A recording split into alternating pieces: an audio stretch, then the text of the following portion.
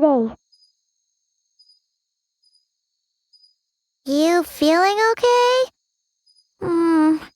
We've been traveling all over lately, so maybe you've come down with something. That's it. We're getting Baiju to check you over.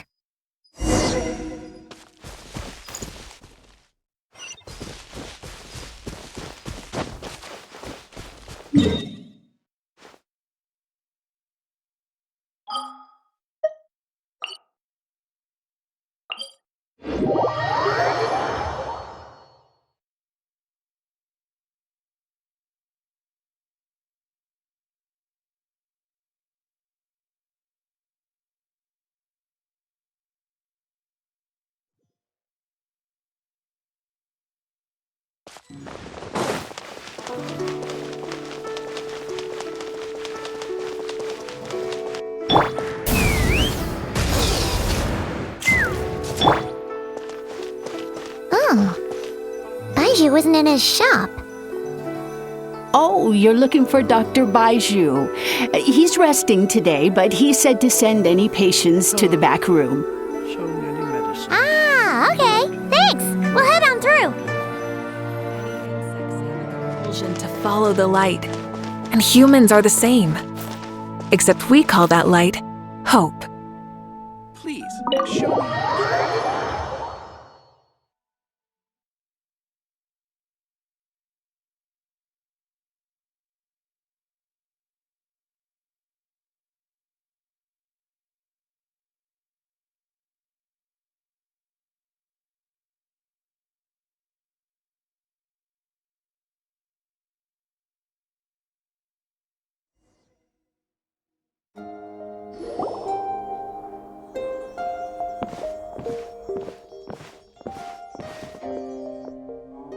Traveler, Paimon, welcome.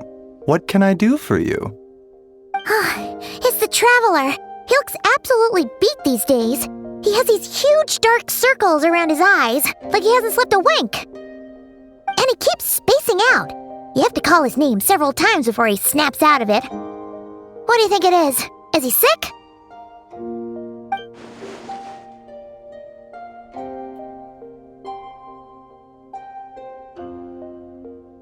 Very peculiar. In all the time we've been acquainted, this is the first time you've come to me with a health complaint. Come, let me take a look at you.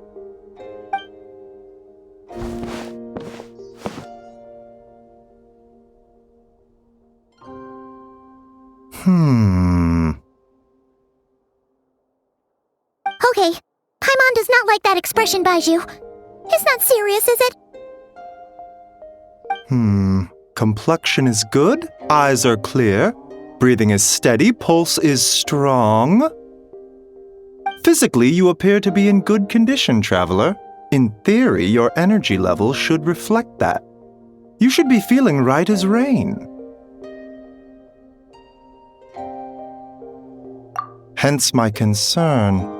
A clean bill of health is usually a good thing, but in this case, it likely means your situation is more complicated. Physical illnesses come with detectable symptoms that can be used to diagnose, medicate, and cure the condition. But afflictions of a non-physical nature, they fall outside a doctor's realm of expertise. Huh? What do you mean, non-physical nature? Curses, dark magic, it's hard to say. It could just as easily be a simple case of mental fatigue. Why don't you rest here for a bit?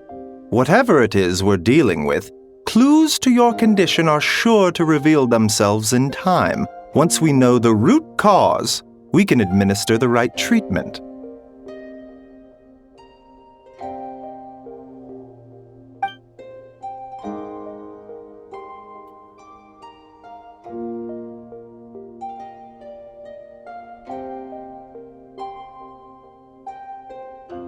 In the meantime, Changsheng and I will review the relevant literature for afflictions that present with mental fatigue.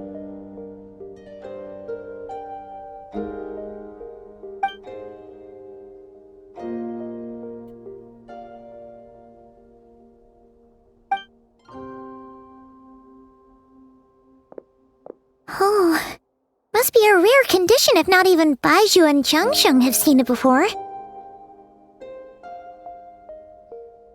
Well, all we can do is take their advice. You look like you're about to collapse anyway.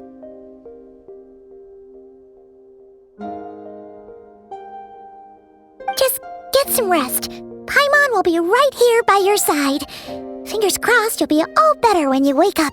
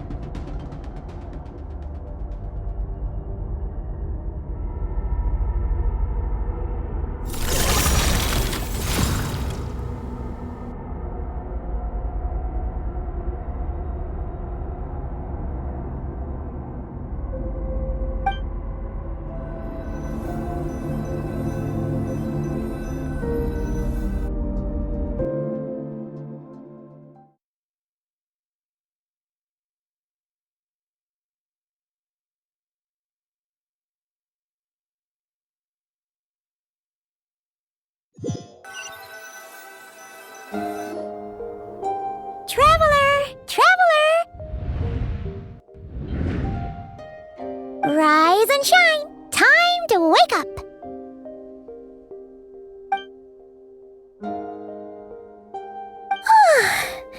For once, you're making Paimon look like an early riser. It's already afternoon. Hopefully all that sleep did you some good. Feeling any better? A cut? What? Did you scratch yourself in your sleep? All right, let Paimon take a look.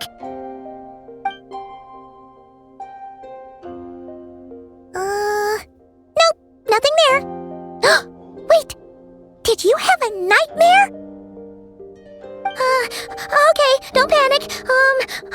Paimon heard that dreams tell us what we need by showing us the opposite. So, if you had a nightmare, maybe all you need is something to cheer you up. Come on, Paimon will treat you to something yummy.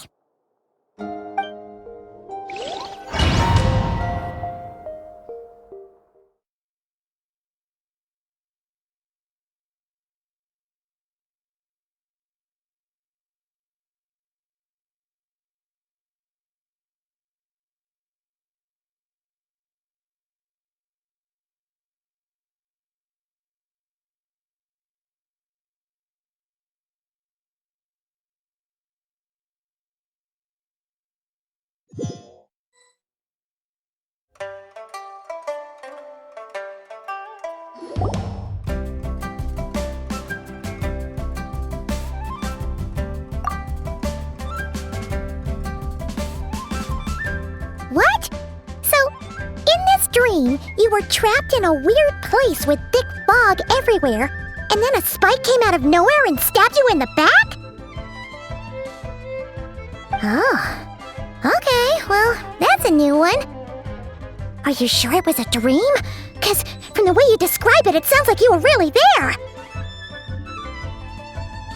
But then again, you woke up right where you went to bed. And you were definitely in a deep sleep this morning. Then, it's decided. Paimon will stay up and watch over you tonight. If anyone tries to mess with you, Paimon will beat him up. Or, I'll wake you up first and then we can beat him up together.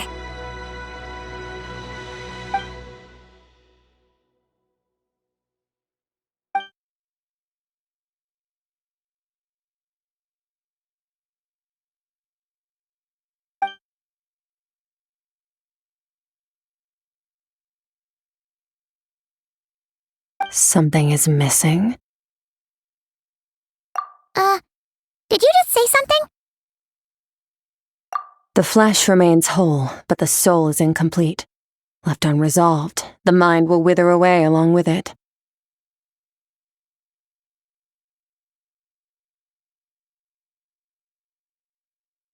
Ah! What the? Wait! Paimon remembers you! You're Child's master! Skirk? Right! What are you doing here? The last time we saw you was at the Primordial Sea in Fontaine, right? But then we left and never learned where you went after that. Child's been looking everywhere for you, by the way. What brings you to Wanmin Restaurant of all places? You came here looking for us? And were you the one behind that hocus pocus just now? Tell me, what is it that you saw?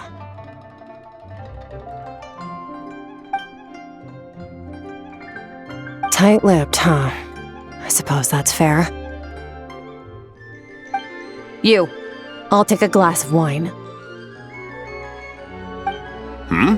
Oh, of course! Coming right up. We make this one in-house. It's not too strong. Enjoy. Chef Mao, I'll take a grilled tigerfish over here. Coming right up. If I knew we'd be this busy, I wouldn't have approved Shenhe's vacation. At the end of the day, what happens to you is of little consequence to me. I'm not here to try and win you over. Trust me or not, the choice is yours. If you want my help, now's the time to speak up. You have until I finish my drink. I was investigating an abyssal disturbance in the area and happened to notice you. Part of your soul is damaged, and the wound bears traces of abyssal corrosion. Need I say more? Neither of those things sound good.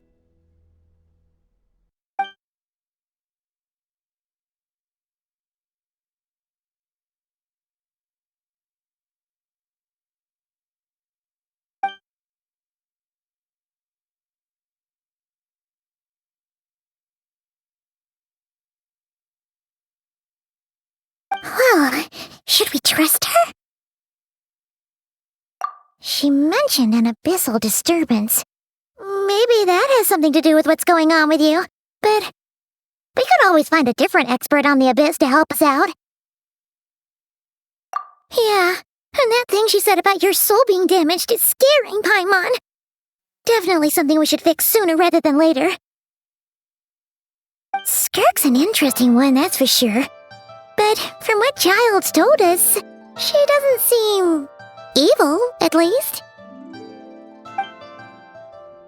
1, 2, 7, 10. That'll do.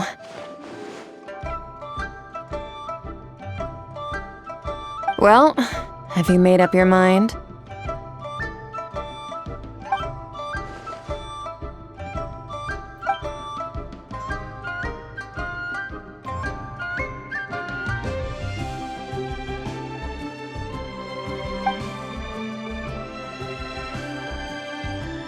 So that's all we know, Miss Skirk. Ma'am, can you help us? So, you couldn't disperse the fog. I understand. Come find me in the Gwali Plains when you're done here. Oh, and I left cash for the drink on the table. Settle the bill for me, will you? Oh, okay. Huh? She disappeared!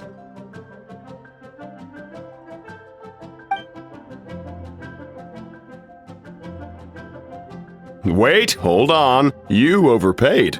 Here's your change. Oh, no. This includes the drink, so it should be the right amount. I didn't think you two ordered a drink. We didn't. It was that lady who came and sat with us, remember? You brought it out to her yourself. You sure? I could have sworn there were only 2 of you at that table.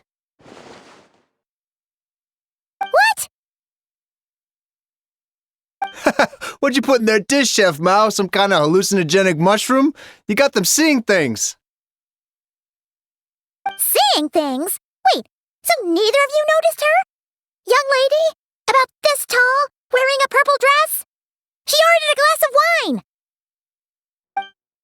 Oh, now you mention it, that vaguely rings a bell. And it looks like I did open the wine jar, so it must have just slipped my mind. In any case, that settles your bill. Come again soon.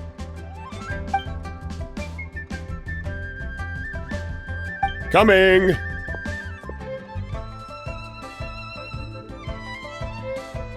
Okay, what was going on there? It's like they didn't remember Skirk being there at all. Even Paimon was half convinced we hallucinated the whole thing. But that Mora she left for us was definitely real. Oh, this whole situation is giving Paimon the creeps. But anyway, she told us to head to the Gwali Plains, right?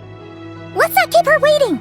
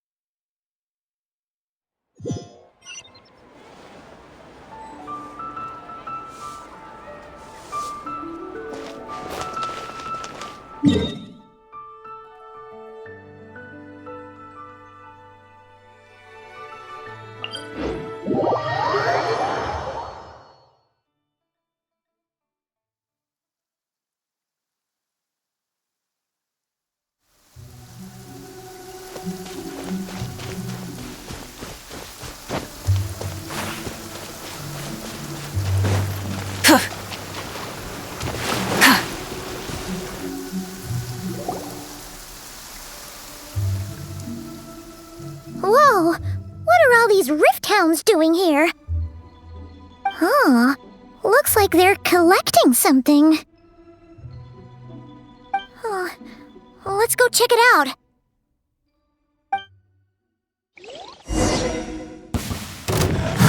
Burn it down! Open fire! Locked on! Bullseye!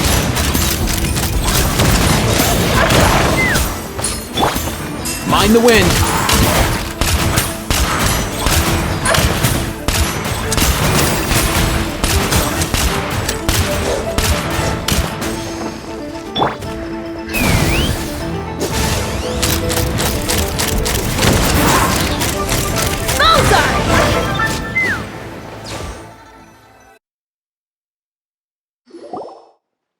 So, this is what they were collecting. It looks kinda like... Yeah, what is going on here? From the moment they are born, all beings with great power have an impact on this world. Even if their body is sundered and their soul extinguished, their influence remains. Gods are the most common example of that.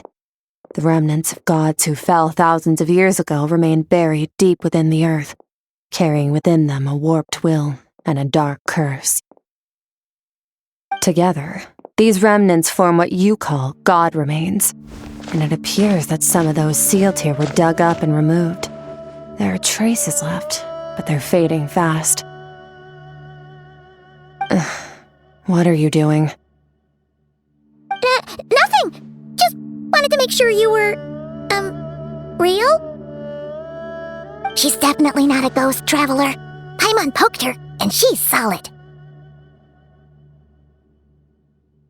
Your life hangs in the balance, and that's what you're fixated on? Strange set of priorities.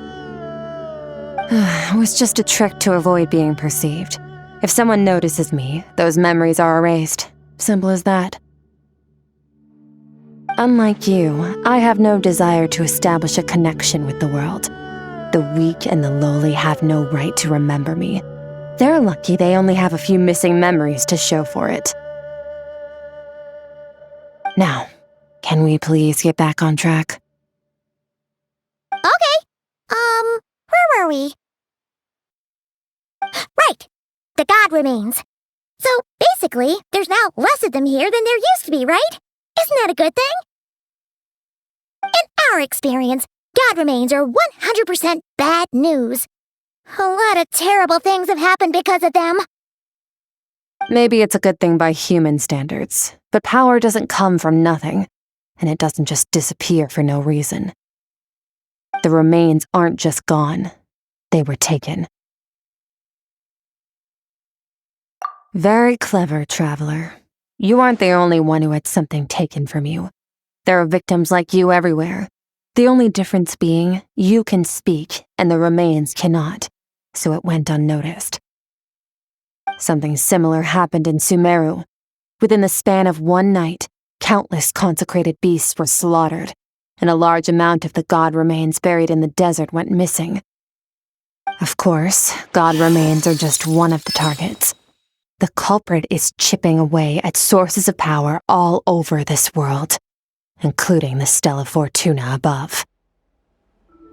Wait, you mean the stars? 42 of them have died out in the past few months alone. In Conria, people believed that powerful individuals have corresponding Stella Fortuna. Even should that individual fall, their Stella Fortuna would not disappear, but gradually evolve into a new constellation. Yet now, stars are disappearing from the skies entirely, and it's not hard to deduce what's happening to the power they contain. Something has been leeching power from this world like a parasite steals nutrients from a host. And now, it's no longer satisfied with the remains of the dead. It wants you. This time, it only took a fragment of your soul. But next time, there's no telling how far it could go. No one knows. All I know for certain is this. Getting back what you lost will not be easy. Considering how much power this entity has stolen, it must be a god-level being by now at least. But that's not the real concern. Souls are fragile things, and yours could easily be crushed if you go up against it. So you're gonna help us, right? We're going to help each other. You are my ticket to uncovering this thing's true identity. Well, great! You seem super strong and you know a lot about the Abyss, so Paimon will take it. Don't get all mushy on me. All I'm doing is helping you get back to normal after a sudden crisis. And I should warn you, getting mixed up with me can have unforeseen consequences. We're on very different journeys. You don't want to be in my debt, trust me. You help me uncover the truth behind this entity, and I'll help you recover what you lost. This is a transaction, that's all. You would do well to remember that. Now, come along.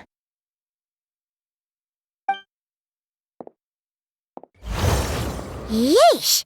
You'd think she'd be a little friendlier since she's agreed to help us. But nope, she's just like when we met her in the primordial sea. So cold. Well, whatever. If that's how it's gonna be, then she doesn't deserve our friendship. What she does deserve is a super embarrassing nickname. Ah! Paimon's got it! Frosty the Lavender Melon!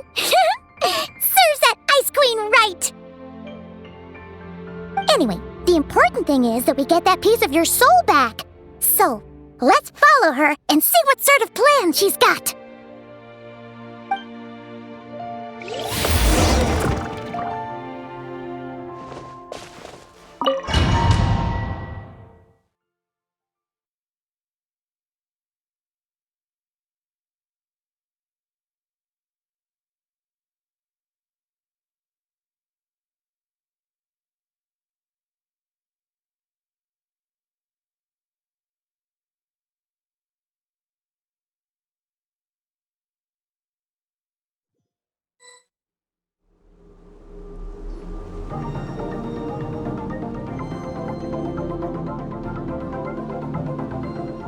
Whoa! This place is way bigger than Paimon expected. Where are we?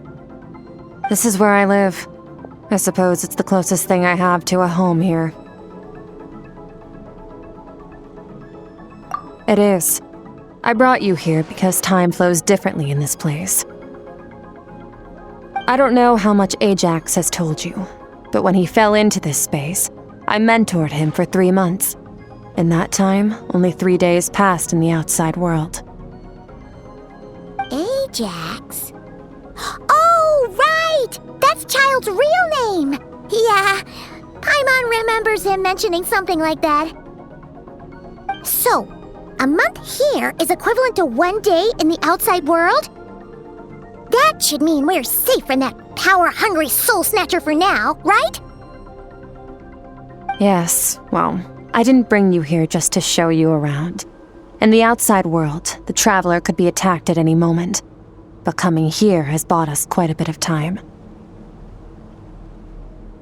Now, we just need to figure out how to investigate that place you saw, the one full of fog.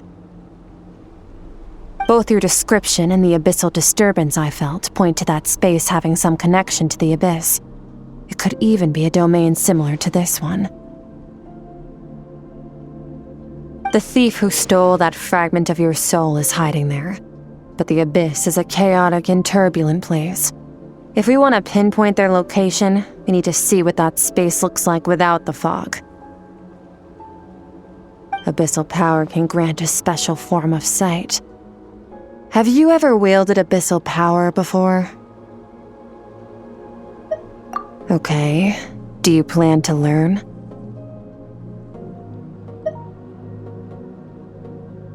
That tracks. All the information you have suggests the abyss is something sinister, and that abyssal power is a wild and dangerous force that always spells disaster. And you're saying that's not true? Depends on your perspective. Floods and hurricanes take countless lives too. But if one day you gain the power to control them, what was once a calamity is now just another tool in your arsenal. I'll respect your opinion, though. Just means we have to turn to the second best option. A little abyss crystal that contains my power. Wear it on your head, and we'll be able to perform dream mirroring when we fall asleep. Dream mirroring? It means experiencing whatever the other person is dreaming. Everything they see, think, and feel. Since you haven't studied the art of using abyssal power and have no plans to jump in the deep end right now, I'll have to do the investigating for you. With dream mirroring, every time you slip into a deep sleep, I'll see with my own eyes whatever scene plays out in your mind. Then, I can guide you through the dream environment, and we'll take back what was stolen from you. Huh. You make it sound so simple. Tough to say. This is an unprecedented situation for both of us. Even assuming we do manage to find where this entity is hiding, like I said, getting your soul fragment back won't be easy.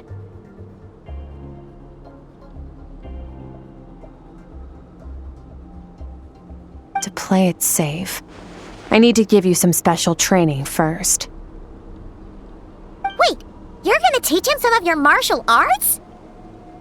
Does that mean the next time we see Child, we have to treat him like our senior? Do as you want. For my part, I don't see you as my disciples. You're already a pretty good fighter. All I'm planning to do is build on your current skills and train you for the specific scenarios that I think we might face.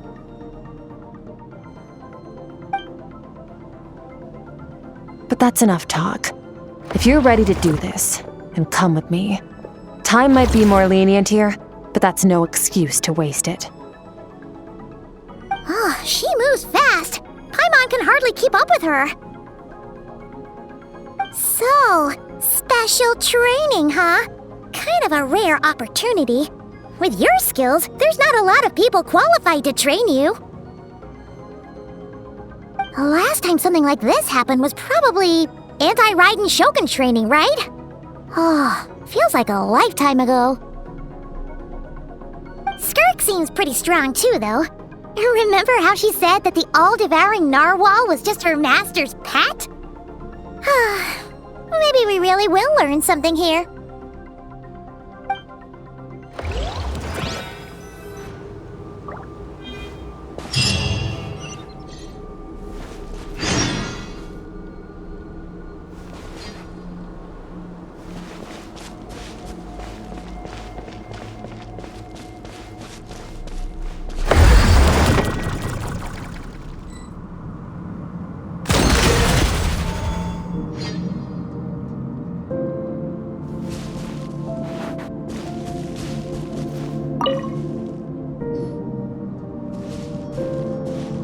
Ready? Bring it on! Your training will be split into 3 stages. Testing your blade work, elemental abilities, and reasoning skills. We'll start with blade work. You're no rookie in this area, so I won't bore you with the basics. During your long journey, you've no doubt sparred with a lot of talented sword fighters. Consciously or not, you'll have picked up all kinds of techniques from them. You bet! There's Kaya, Master Jean, Kuching... Oh, and Kazuha, Ayaka... Yeah, we've met sword masters like you in every nation we've been through. You sparred with a bunch of them too, right? Nice to know it's all gonna come in handy now. Don't get too smug. In sword fighting, techniques alone are not enough. You need a cohesive system to bring it all together. A style or school of fighting. To use the human body as an analogy, your style is your skeleton, the foundation, the framework. Techniques are the muscles and other flesh attached to the bones. This is where your strength comes from. Improving your sword fighting is like growing that body. If your frame got bigger and taller, but you didn't add any muscle mass, you'd be weak and flimsy. Then again, if you packed on pounds of flesh without a big enough frame to support it, you'd end up bloated and unwieldy. You need to do some introspection. Take a good, hard look at your past experiences and figure out which parts of what you've learned are just techniques and which parts can be used to form your own system of blade work. Only then will you get the full utility out of all your thoughts and observations along the way. Only then will every strike you deliver make perfect sense. Wait, is that it? Paimon thought you were gonna teach him some cool new moves. Like when you went swoosh and opened a tunnel to another place. One day, You'll reach a new level of power where you realize that even that's as basic a trick as any other. But right now, our sword styles are so wildly different that teaching you mere techniques is pointless. There are no shortcuts in the pursuit of power. Failure is your best teacher, and rigor is your coursework. That's all I have to say. Time to make a start. Train until you're satisfied with yourself.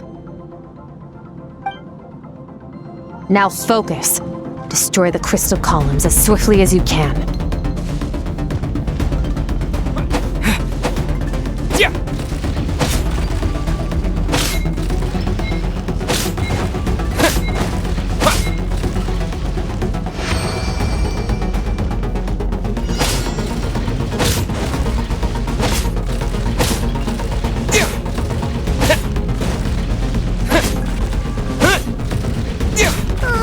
This is making Paimon's head spin.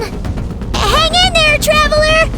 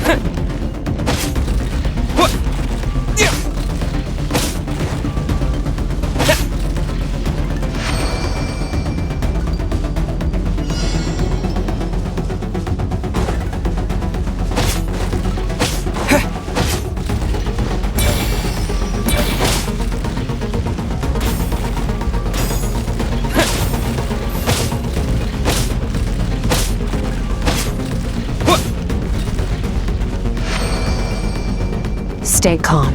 Use your head. You have to keep it together.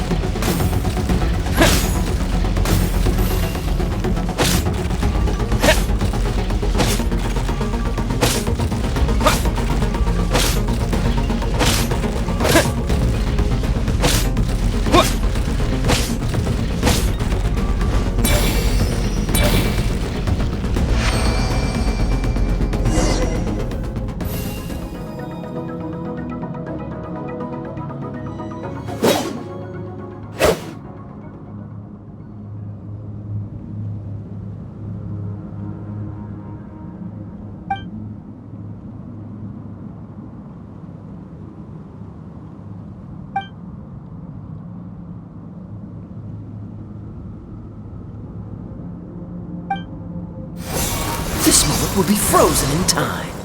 Cut to the chase.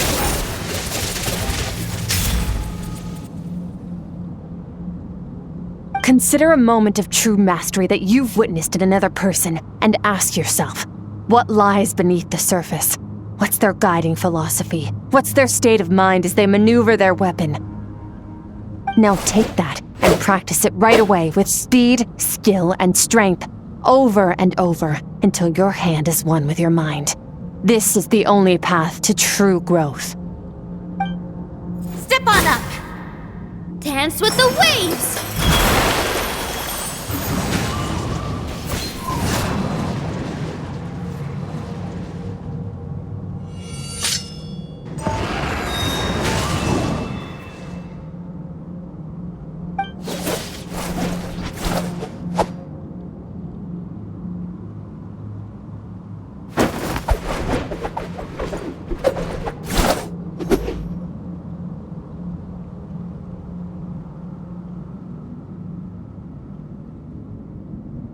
If you start to tire, empty your mind, but do not stop.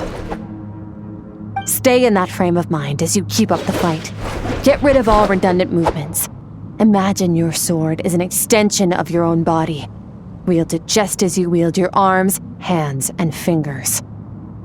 'Twas on a deserted, moonlit night that the hero approached the vile dragon's limpid lair.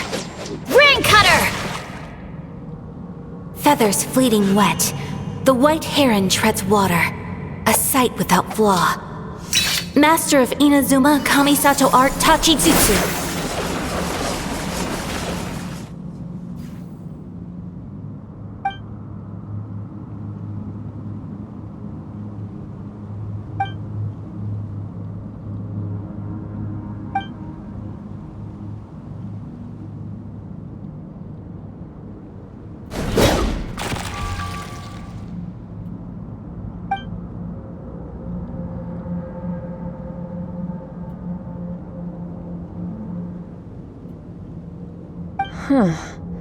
Looks like you've made some real progress. That concludes your training session. Awesome! Paimon knew you could do it! How do you feel? As you should be. Time flies when you're training hard. You've actually been going for several days now with no rest. Yeah, meanwhile Paimon's had a whole bunch of naps. But you were so focused, she didn't want to interrupt you. Go get some sleep. I'll be doing the same very soon. Let's hope you see that foggy place in your dream, so I can get this investigation over and done with.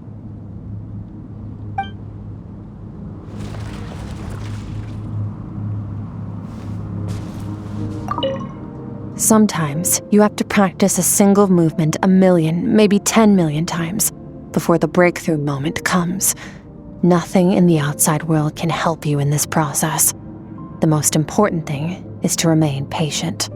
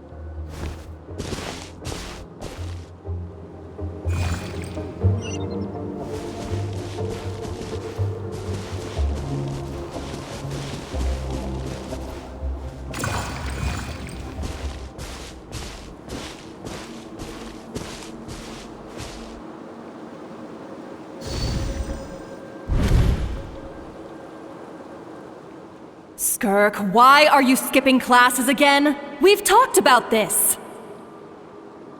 'Cause he's a crabby old man, and he's a boring old man. I don't don't like going to his classes. Excuse me! You shouldn't talk about your teacher like that! It's very disrespectful! All right, let's not get into a big fight about this. Skirk's learned what she needs. There's no point forcing her to sit through more classes if she doesn't want to be there. But I'd still love to hear about what you got up to yesterday. Why don't you tell your dad all about it? I went diving and I saw this huge fish. I never knew they could get that big. It looked kind of dumb though with that stupid big fat head. I tried to shake its fin, but it just spat water at me. Oh, and today I'm gonna go to that prairie up north. There's supposed to be this giant bird there that can spit fire. I bet if I climbed on its back, it could fly me all the way to the stars. Then I suppose your old dad should get one as a pet too. Otherwise, how are you gonna hear me call you for dinner up there in the stars?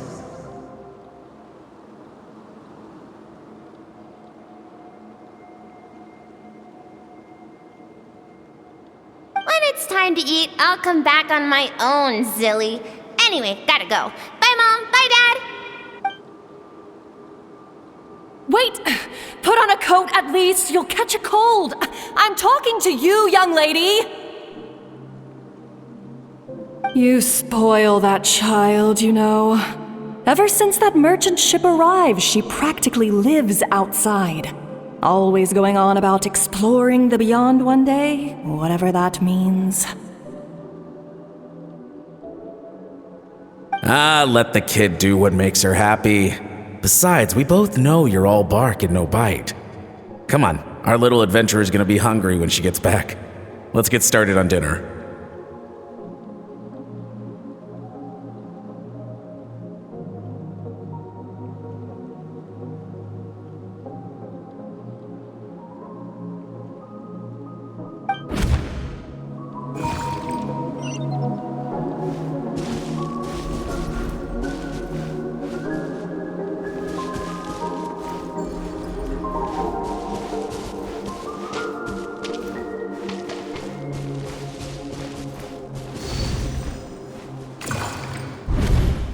The stars shimmer high above. But what lies beyond the stars?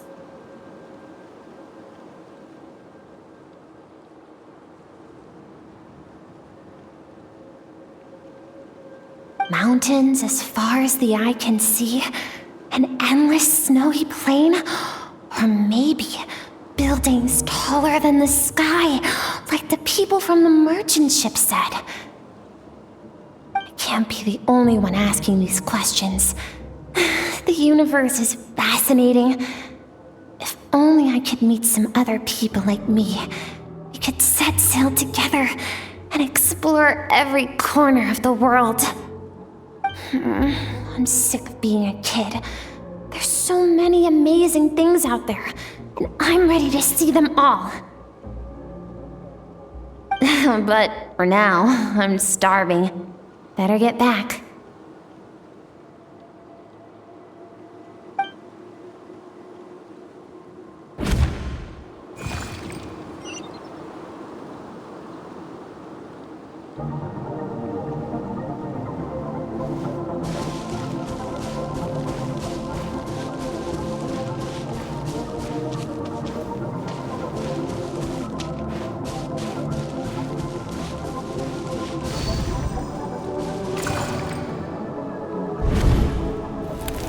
Don't let a single one of them get away!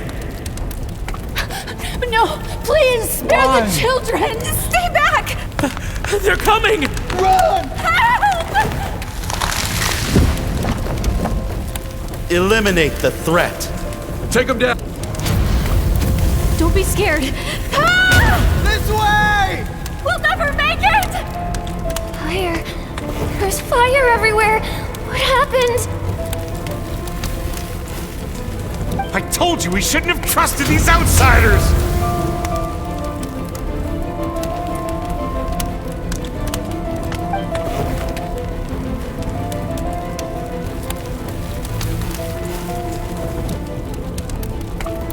Why are you doing this? What did we do to deserve this?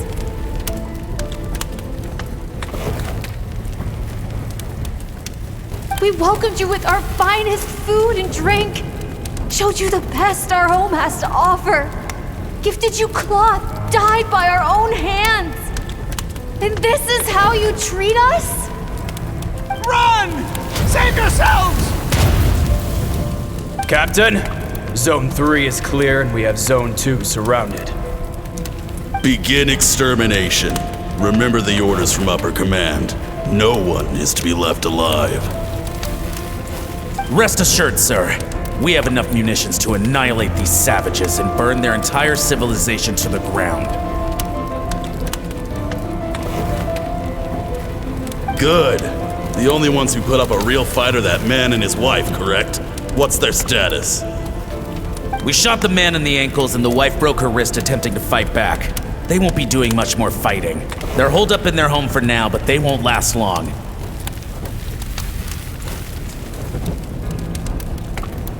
To prevent them from making some kind of last stand, we're planning to clear out the other zones first so we can send a bigger squadron to surround them. Well, well. Turns out some of these beasts do know how to use their claws. Now the threat these savages pose will be undeniable.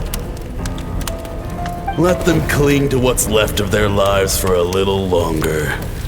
Once the other zones are cleared, I'll cut off their heads myself.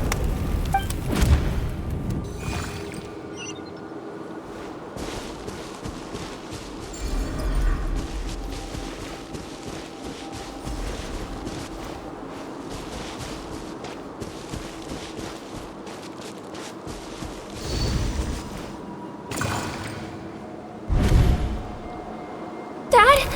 Mom? Skirk! You're all right! Thank heavens!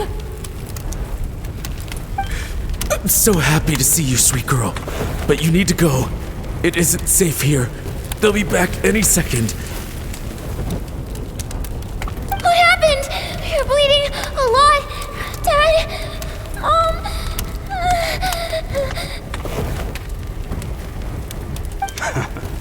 This is the place. Alert all units. Prepare to surround. Run, Skirk! Run as far away as you can! Don't trust anyone! Your dad and I, we're not afraid to stare death in the face, but we need you to survive. My clever girl, so curious. You're already so brave.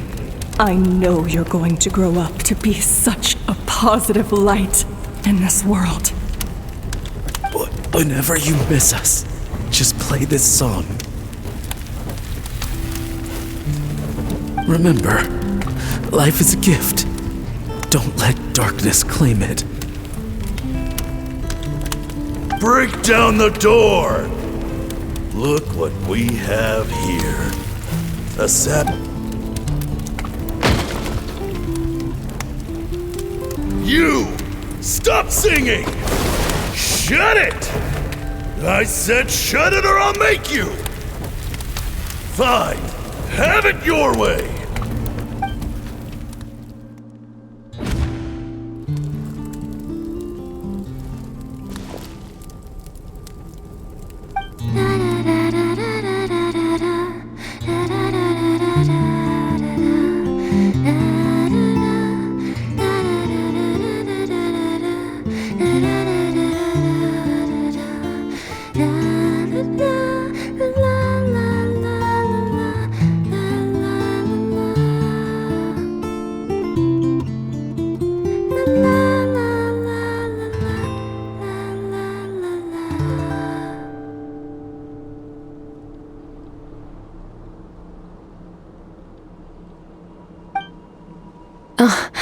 You're awake?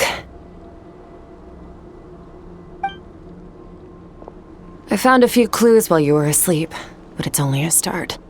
Now, time for the second stage of your training. This time, the focus is elemental energy. Come find me when you're ready to begin.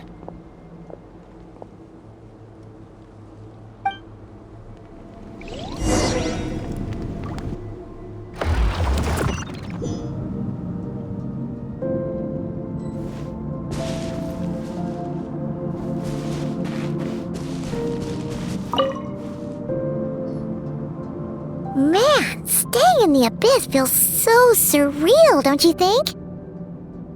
No day and no night. It's like time hardly exists. If we weren't careful to keep track, it feels like we'd have no idea how long we've even been here. Well, except for the fact that Paimon still gets hungry like clockwork. You go do your training. Paimon's gonna grab a bite.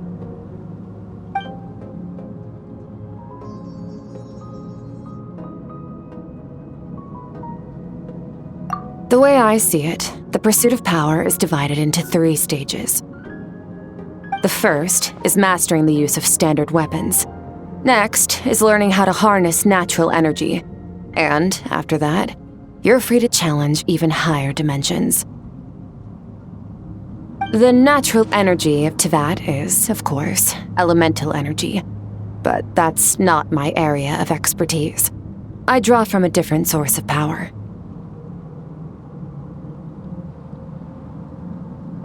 Abyssal power, yes. Also known as the power of the Void Realm. My master, Sertologi, is a true expert in that area. After all, he was one of the group of 5 that infamously stole the all-encompassing power of the Abyss, an act for which the people of Conria gave them the epithet, the 5 Sinners. The elemental energy of Teyvat, on the other hand, is derived from the power of the Light Realm. These 2 forms of energy exist in direct opposition to each other. Suffice to say, there's not much I can teach you this time. A keen observation, traveler. Call it respecting local norms. The Abyss stands in direct conflict with the will of this world. So, to make my life easier, I disguise my power to make it appear cryo-like in nature.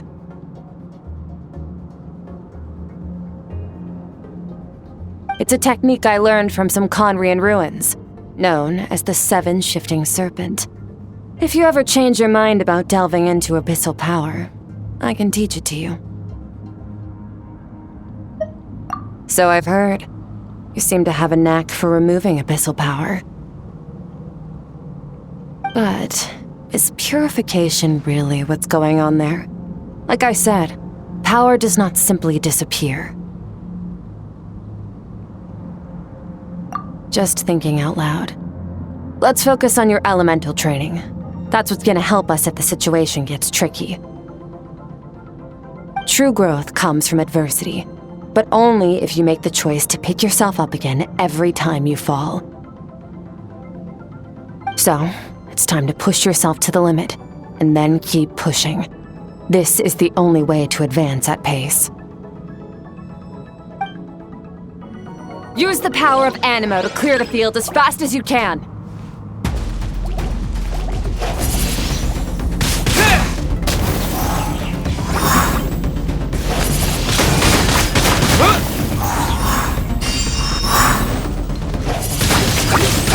Wind Blade!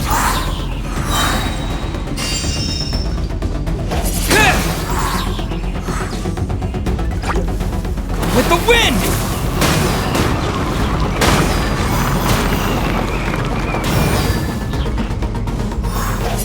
Wind Blade!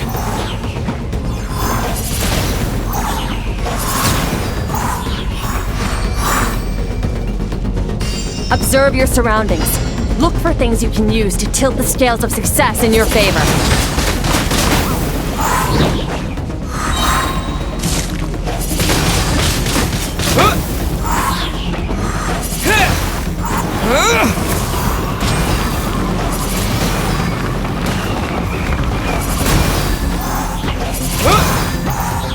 Wind Blade!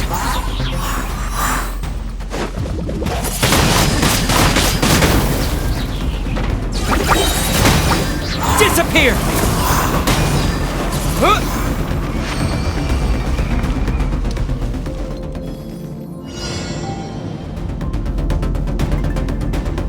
Use the power of Hydro to destroy the spikes.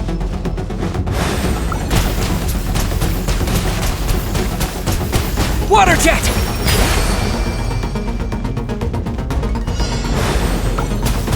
Faster. Don't give them a chance to strike you. You need to be quicker than you were in your dream. You can't afford another injury like that.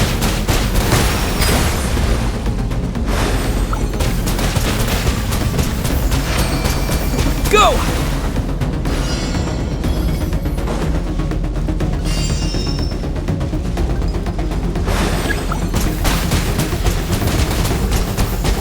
Go!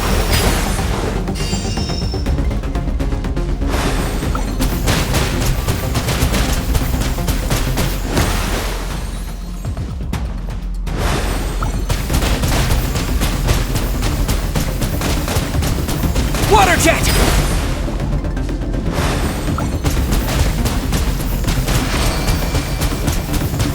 Water jet!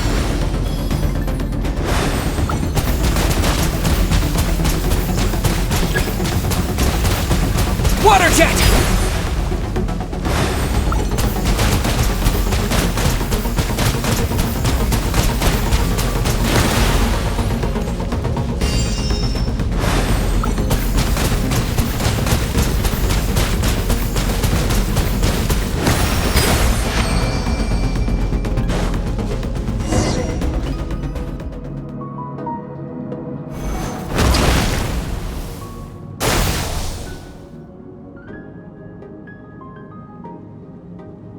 You need to understand what makes you special. The ability to wield elemental energy without a vision and switch between the elements at will. It means your aspirations need no approval from the gods. Your power is not bound by the rules of this world. So be bold. Do not be afraid to chart your own path.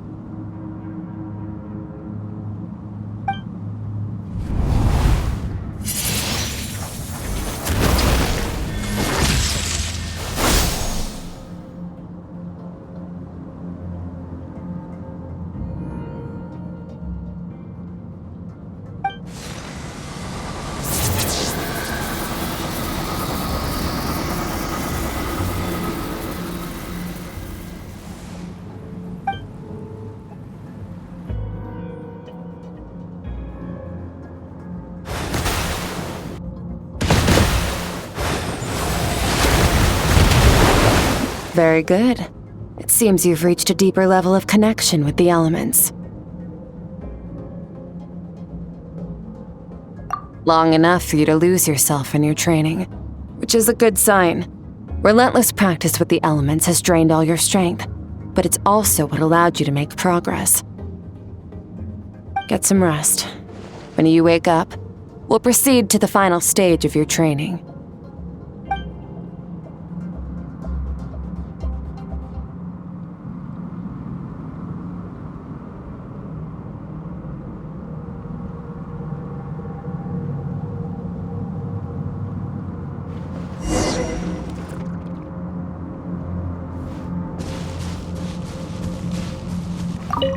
If you wish to master the elements at a fundamental level, you must see the entire natural world.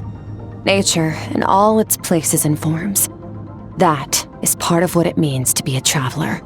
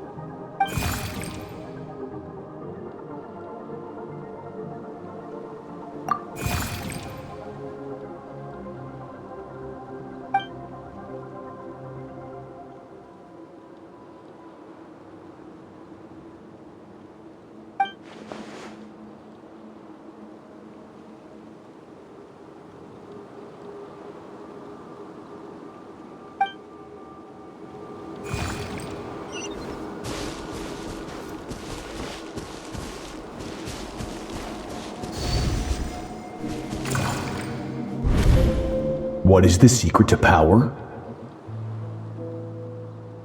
Longing, hatred, self-preservation.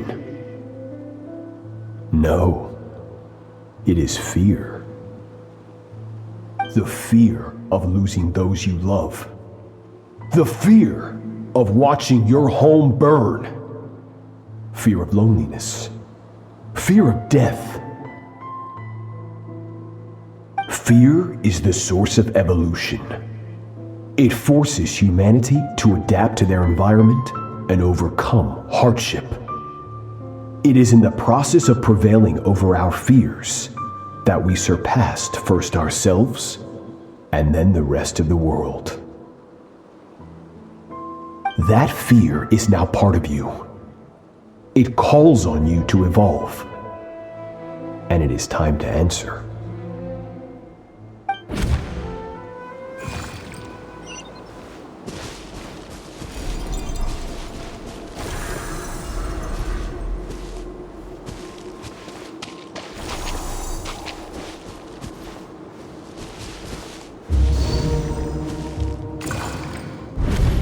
Any minute spent missing home is a minute wasted. Practice your sword work instead. Do not make me tell you twice. But, Master, I can barely lift the sword anymore. If I keep going, I feel like my wrist is going to break. So it has not broken yet. Then pick up your sword and keep practicing until it breaks. I want to hear the cracking and splintering of bone. After all, bones can always be reset.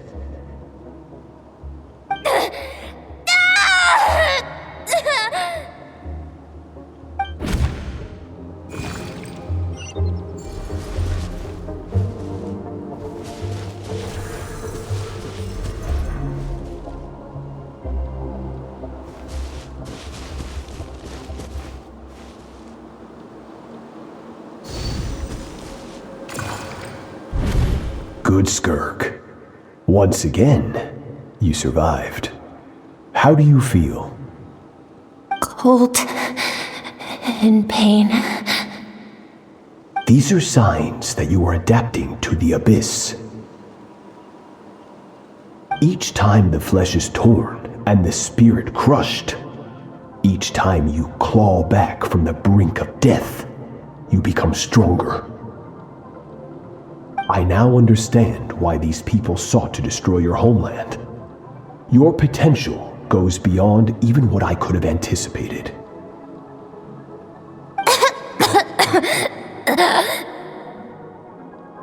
But you still have much to learn in your pursuit of strength. Your mind is rife with distractions. From now on, I shall show no mercy in your training. You must learn to shut out all the pointless emotion, crush the self that makes you weak, and become master over your physical form. Get up, Skirk. Wipe the blood off your face. Cut away the rotten parts of your flesh, and mend what is broken. Then take up your sword.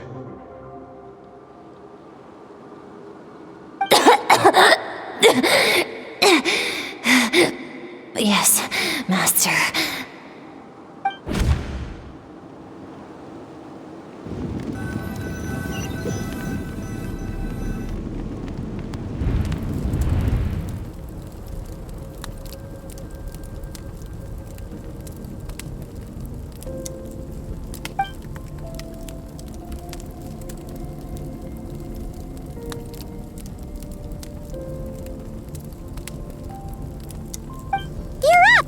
Hopefully you got some good rest. Skirk said to tell you that she's ready to start the final stage of your training whenever you are. So, want to head over now? Or did you want to wait a little?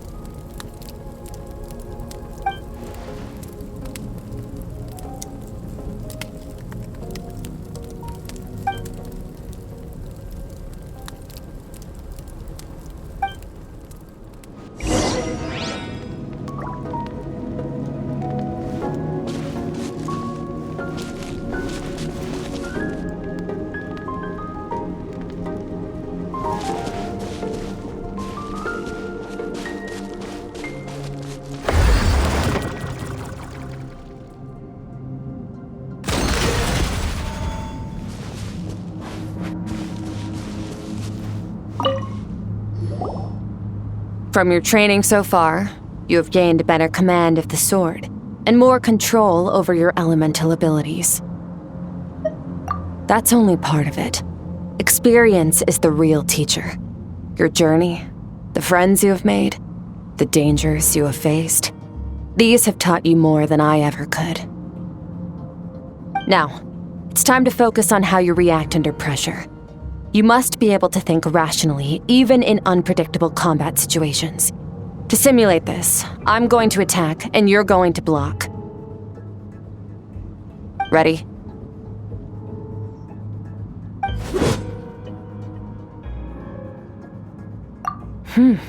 Not bad.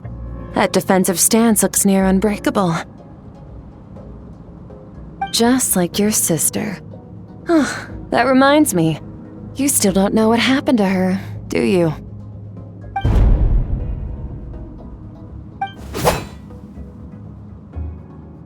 Hey, no fair! That's cheating! You think every opponent has the same moral code as you? You can denounce their deplorable methods all you want, but only if you live to tell the tale. The dead don't get to complain. Strong emotions will always arise in combat. Anxiety, anger, fear. But a true warrior is never at their whim. Only when you are free from the influence of emotion can you make the right choice, no matter the situation. How amusing. Almost sounds like you think you know me. But you don't. You can choose your own path. We are not the same. Let's begin. Try to use reason over emotion. Make the most rational and advantageous decision in any given moment. This is your final training session. Look alive.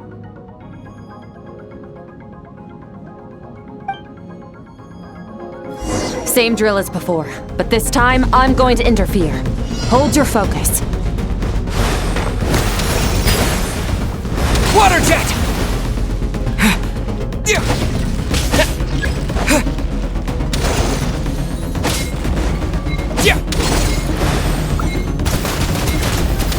Go!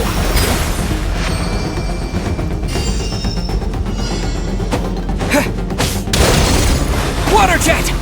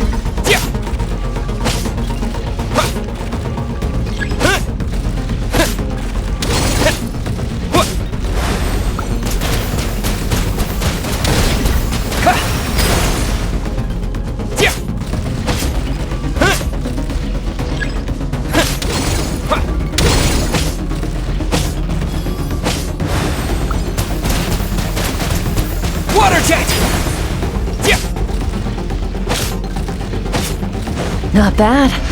Better than I expected.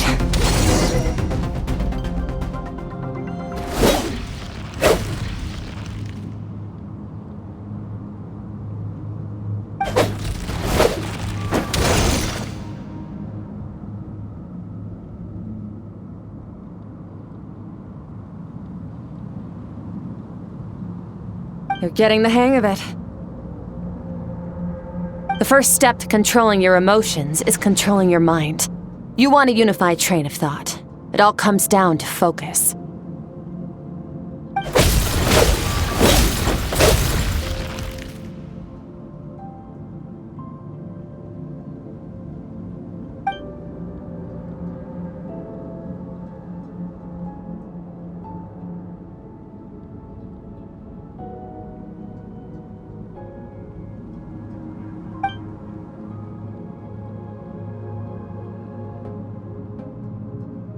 Your mind is rife with distractions. From now on, I shall show no mercy in your training.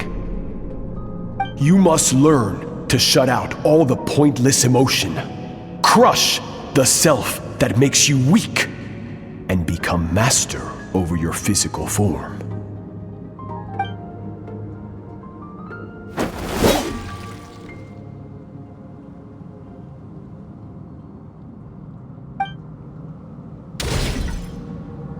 Stop.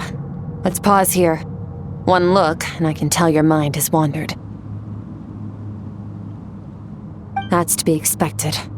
There's a limit to how long a human being can concentrate on one thing. Staying calm and focused sounds simple in theory, but in practice, it's more demanding than sword work or elemental abilities.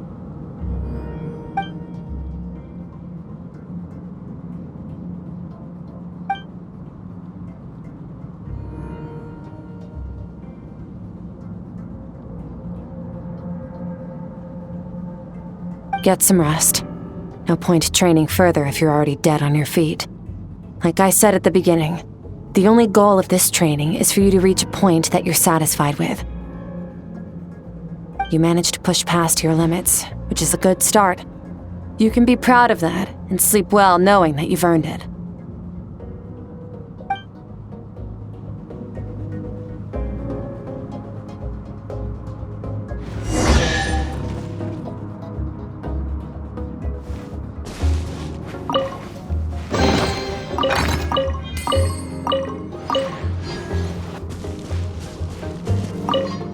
Warriors will train day and night to perfect their skills, but when the battle comes, their fate may be decided in a matter of minutes. One mistake, one moment of hesitation, and just like that, all their blood, sweat, and tears were for nothing. You need to push yourself to perfection, or you might not even live to regret it.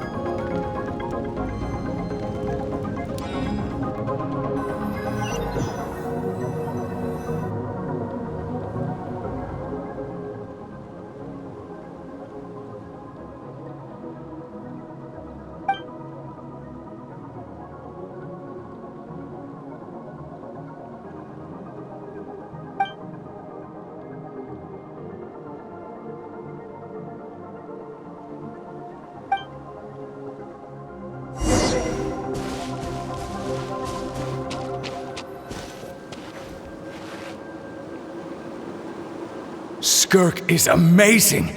She faced down that terrifying giant and cut its head clean off! Oh, she got hurt though, didn't she? I heard it was pretty bad. Yeah, well, that's a given. But the moment she was on the mend, she got right back to practicing her sword work. I heard Master suffered a grave injury once too. Lost an arm and a leg and still came back stronger than ever. Skirk's becoming more like him by the day. Oh, incredible! I wonder if I'll ever reach their level. They're always so resolute, so unshakable.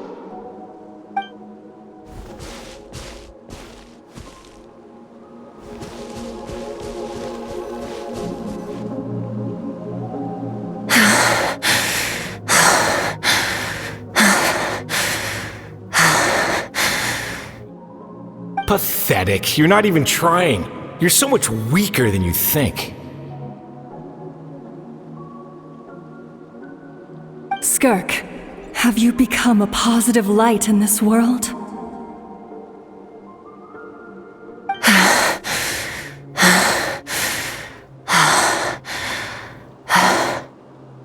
Do you even remember how many of us perished in that fire? How many bodies were left to rot on the scorched earth? Yet you alone live on.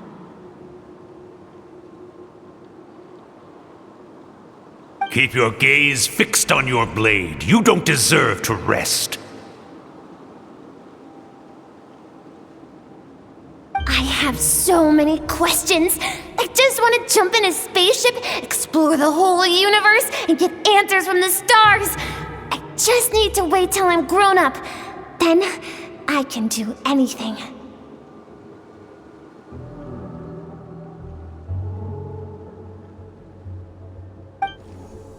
Now, you must bid farewell to who you were in the past and become someone stronger. Run! Skirk! Run! Only death awaits us here. Keep running, and don't ever look back.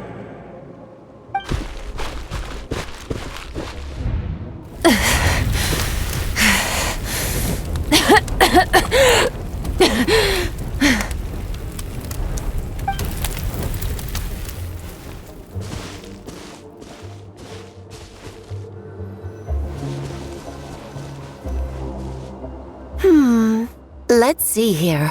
First things first, you need a new identity. Going around telling people you're from somewhere beyond the stars won't do, now will it? How about saying you hail from beneath the earth instead? As the Conrian saying goes, venturing out into the universe and down into the abyss are the same in that both are braving the dark unknown. Well, I'm a visitor on this planet, so I'll follow the rules. Ah, splendid. That saves me quite a bit of trouble. Let me offer you a piece of advice in return, although it might not be what you want to hear.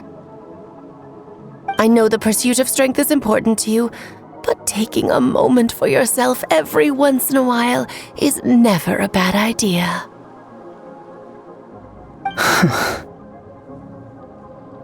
Ignore her existence for too long, and there will come a day when you can no longer hear her voice.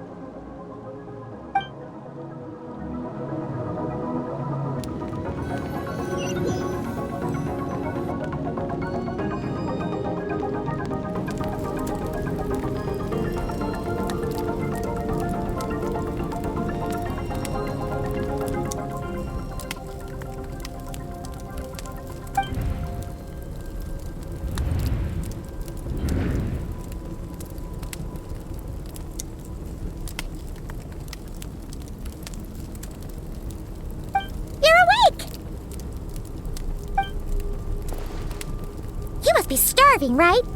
Ta-da! A barbecue feast just for you!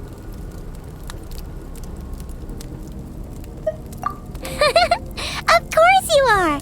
That's why Skirk and Paimon got this all ready for you. Dig in! Before it gets cold! Ah, well, if you're around someone long enough, it's bound to happen. Plus, Skirk can cook!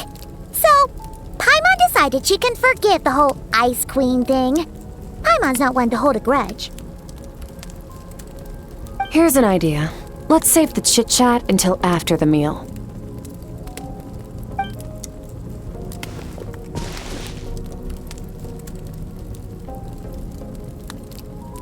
Ugh, so full. Okay, it's Paimon's turn to sleep now. Wake her up when it's time to go.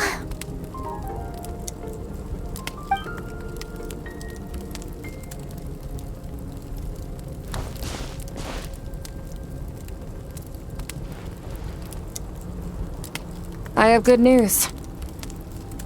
First, your training is complete. You have what it takes to wield immense power. Now it's just a matter of putting it into practice. Continue to learn from your journey and hone your skills against formidable opponents. Second, I've located the culprit we've been searching for. Next, we just need to retrieve the missing part of your soul, and our business will be concluded. When Ajax trained with me, he once told me he was bursting with questions. So I allowed him to ask me 3 of them before he left. You and I may never meet again, Traveler. So if there's anything you want to ask me, now's your opportunity. Just like Ajax, I'll answer 3 of your questions.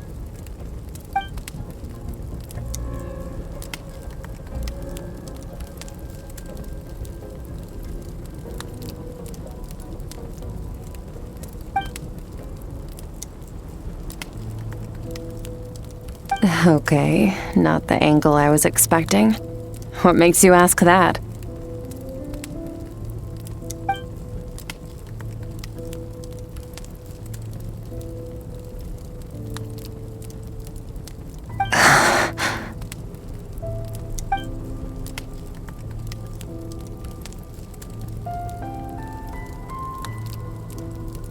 I knew that was a possible side effect.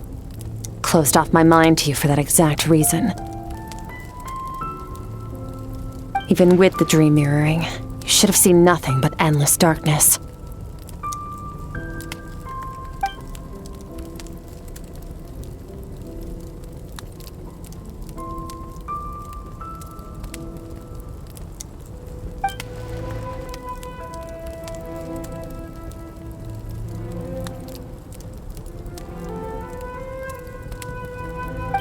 Whatever. Must have been a flaw in my execution. I shouldn't be too surprised. Due to some recent circumstances, my self-control has been lacking as of late. Since you've seen what you've seen, there's no reason to hide the truth. All I ask is that you keep it a secret. No, I'm not from Tevat. I'm from a different planet. And there was a time when I journeyed through the stars. A lot like you in some ways.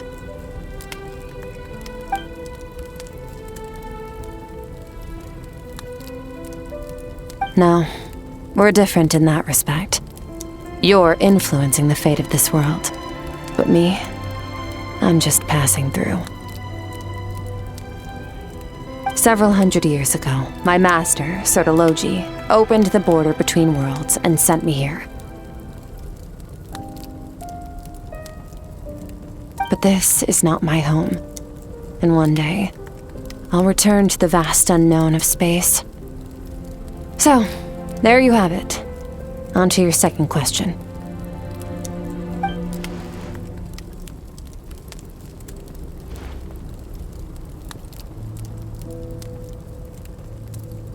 To become stronger.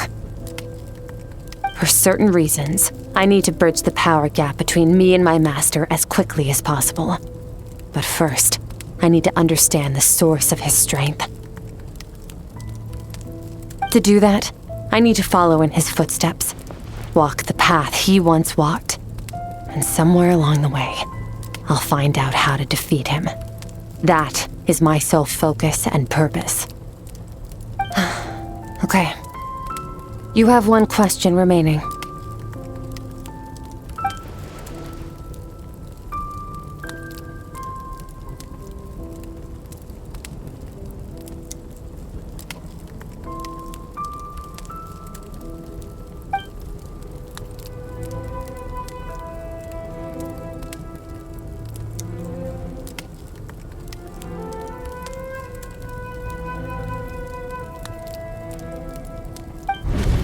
You make it sound so easy. Ever since the incident I experienced there, I've never stopped searching for Master Skirk and that unknown abyss. But it's been years now, and I've still found nothing.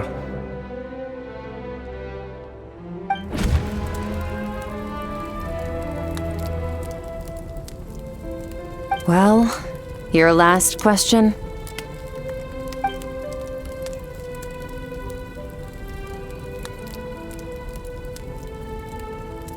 Ajax.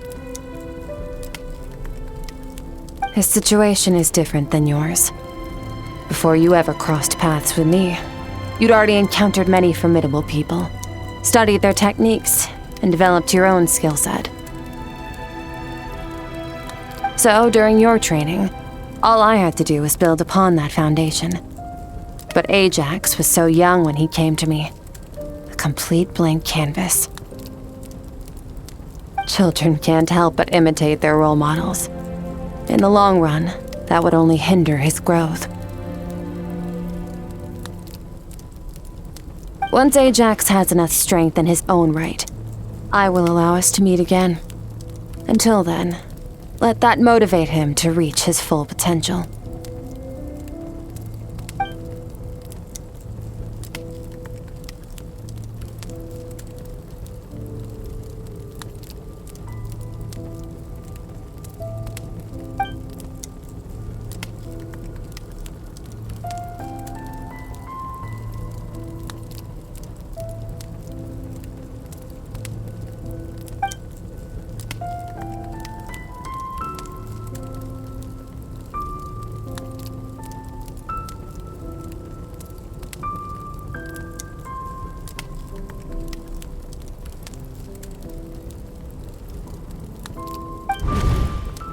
Unlike you, I have no desire to establish a connection with the world. The weak and the lowly have no right to remember me. They're lucky they only have a few missing memories to show for it.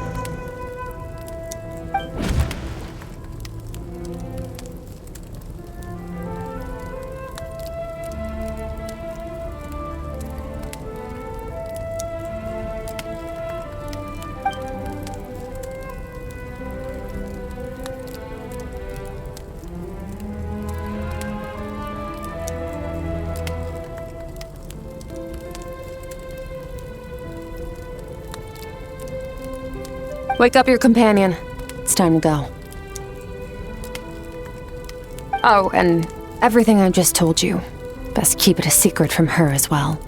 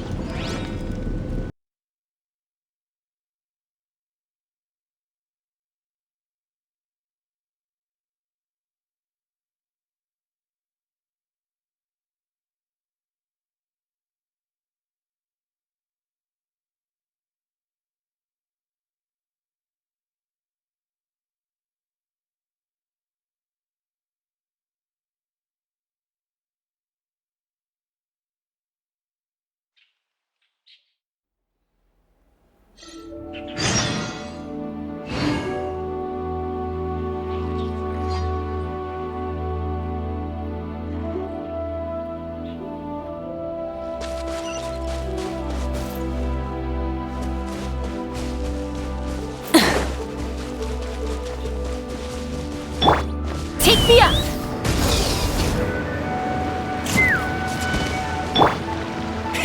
Rev the engines!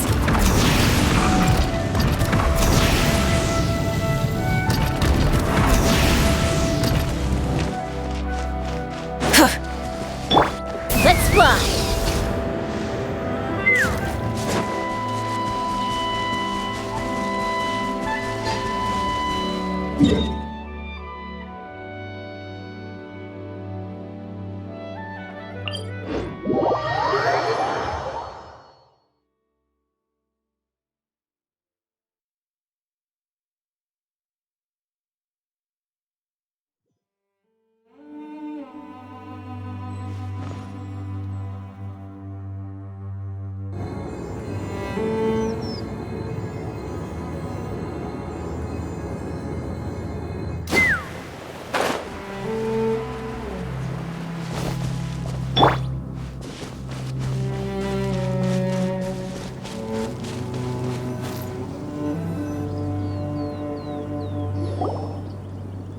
Wait, this is near the chasm, right? Yes. If we enter from here, we'll be able to reach that place from your dream. You have some experience with abyssal domains by now, but still, this is someone else's territory. Best to proceed with caution. Don't worry, Paimon's an expert at hiding behind other people for safety. Oh, but, that means you need to stay safe, traveler. All right. Remember your training. Time to put it to use.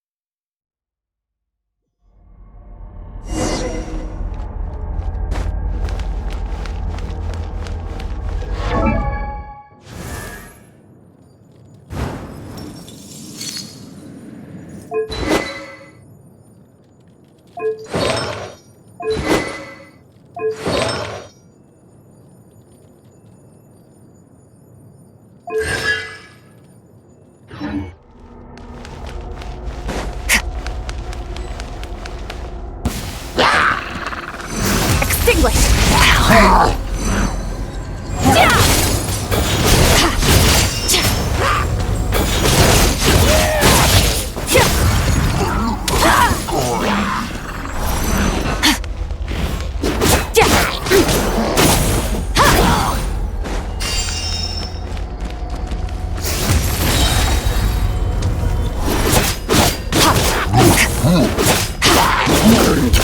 Paradigm shift!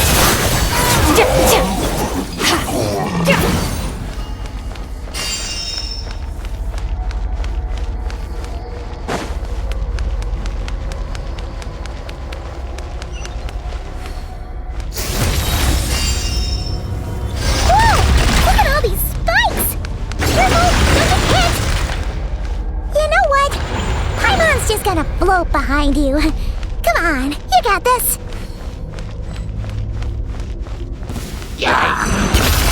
Another star goes out!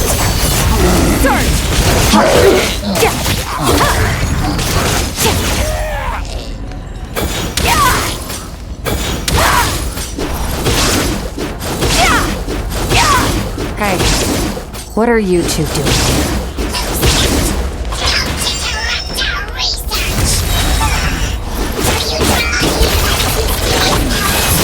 Dusty, like an abandoned house.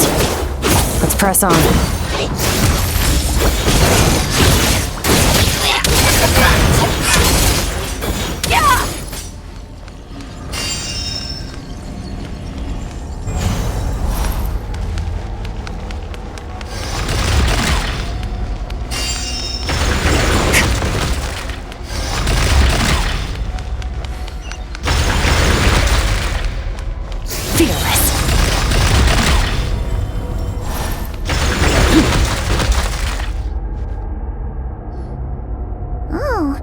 Looks like this is a dead end.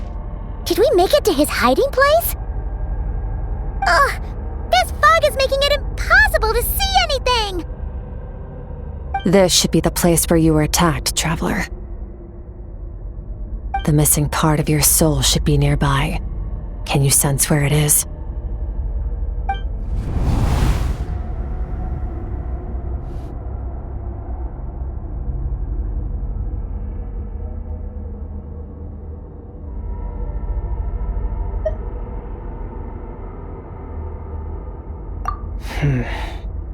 Our opponent must have covered his tracks just in case. Otherwise, you should have sensed it much more strongly.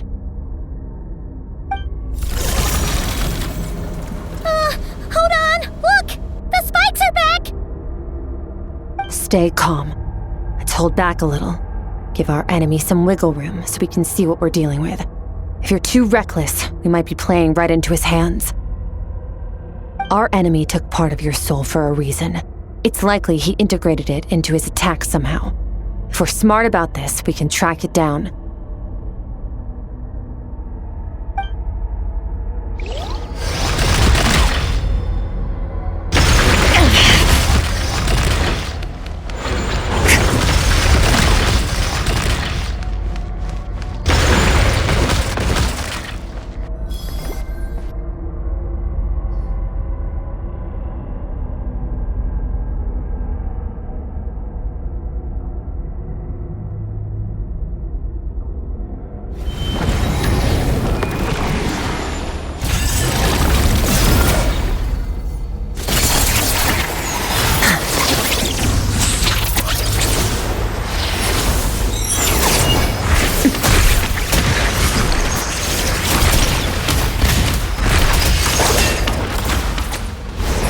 From the start, the attacks have been focused on me.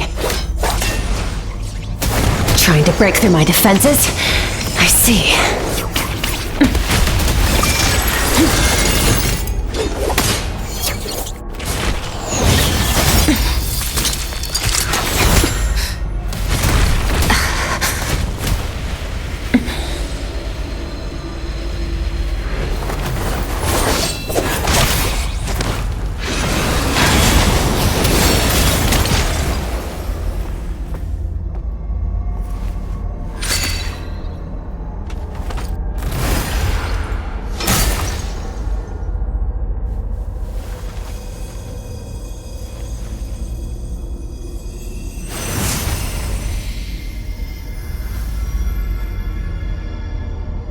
There.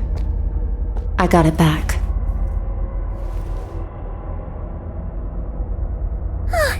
Traveler! Skirk! What happened? It looked like Skirk just got...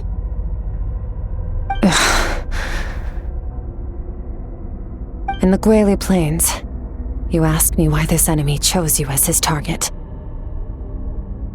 Now, the answer is clear. It's not just the fact that your strength is impressive. It's also because of your ability to, as you put it, purify abyssal power. Whatever that actually means.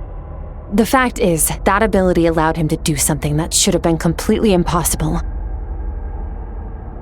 Namely, break through my defenses and steal my power.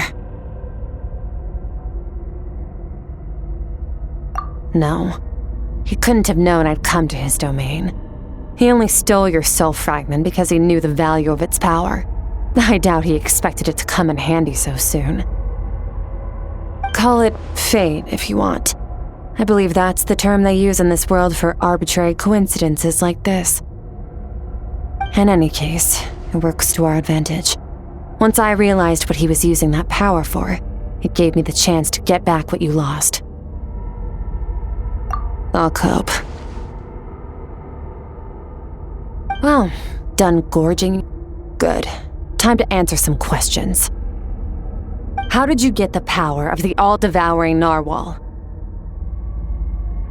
The all-devouring narwhal? Oh, of course! Paimon knew that spike thing looked familiar. It looks just like that narwhal's horn! I highly doubt you acquired that power through your own strength. Tell me I'm wrong.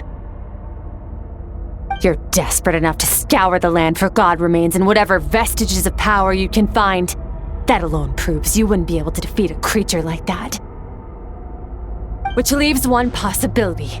You know my master, the Foul, Sertologi. The Foul? Who dares call him foul?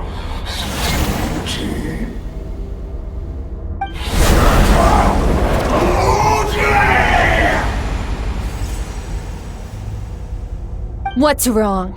Bit off more power than you can chew? You're struggling to hold a basic conversation. Just a little longer. I'm still...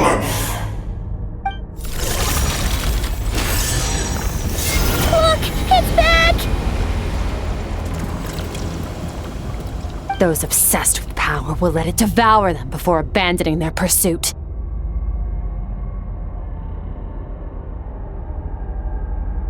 Keep calm and use reason to decide the best course of action.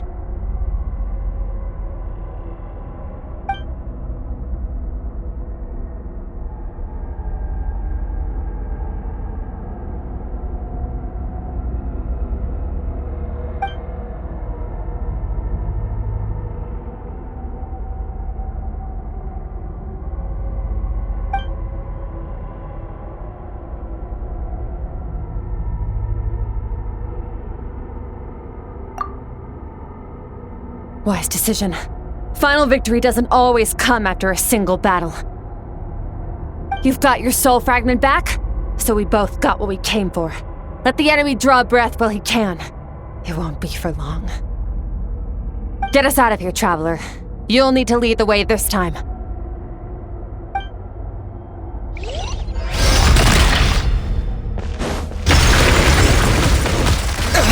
Skirk, is your shoulder gonna be okay?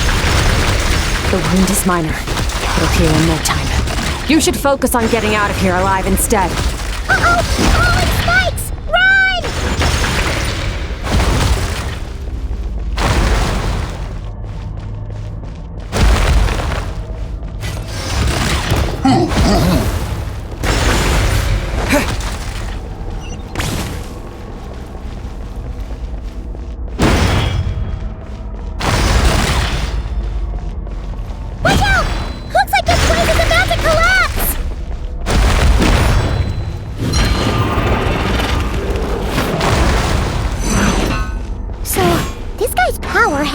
do with the all-devouring narwhal. Did you know that all along, Skirk?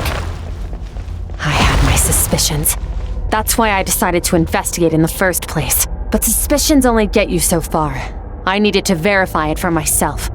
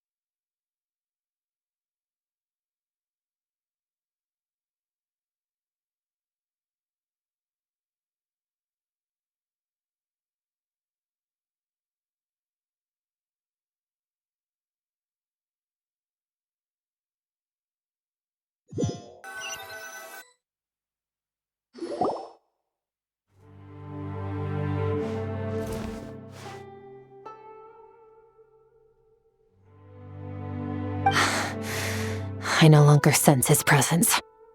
Can't have followed us out of that abyssal domain.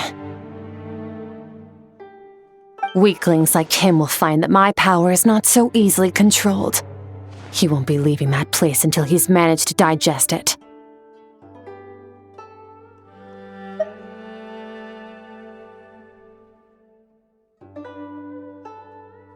You seem surprised. I suppose that's fair. You've seen but a fraction of what that whale is capable of. That gaping maw could swallow a planet whole. It's called the all-devouring narwhal for a reason. Devouring is what it does best. It can extract power from anything, dead or alive, as long as it manages to make physical contact. Yeah. When we had our run-in with that thing, Neverlet mentioned that it has an instinct to devour. Your dragon friend recognized the nature of its abilities and used the power of Hydro to protect you. That worked because it was in a satiated state, so it was somewhat less aggressive than usual. It's a different story when it has no more power to feed off of. That's when its true voracious nature kicks in.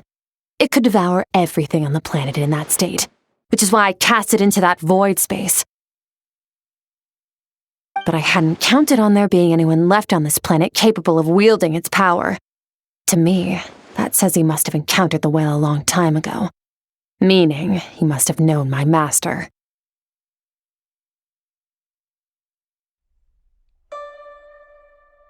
Exactly. It told me everything I needed to know. Hence why I said we both got what we came for. And I believe that brings our transaction to an end. Now that you're whole again, you can get back to your own journey. I'll handle the rest of this situation myself.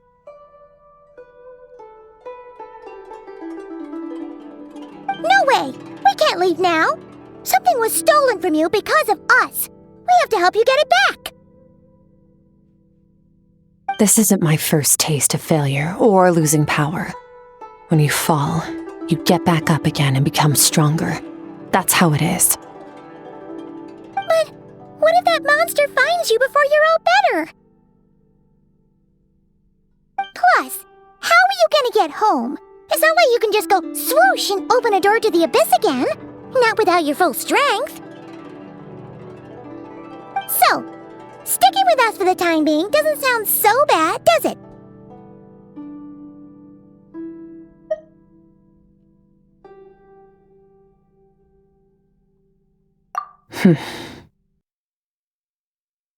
Fair enough. Then take this. What is it? A bag of Mora. Nothing in this world is free. I know that much. I'll leave the planning to you. Hurry up and decide where to go. We shouldn't linger.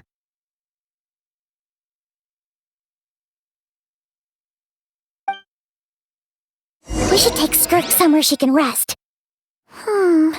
But where? Paimon gets the feeling Skirk wouldn't like being around a lot of people. Oh wait! Baishu said we could rest in the back room of the pharmacy, didn't he? Let's head there! He'll know something about Master. I'm sure of it. Next time, I need to be ready. Fine. It was just a scratch. It'll take time to recover my strength, of course. But adapting to situations like this is nothing new for me.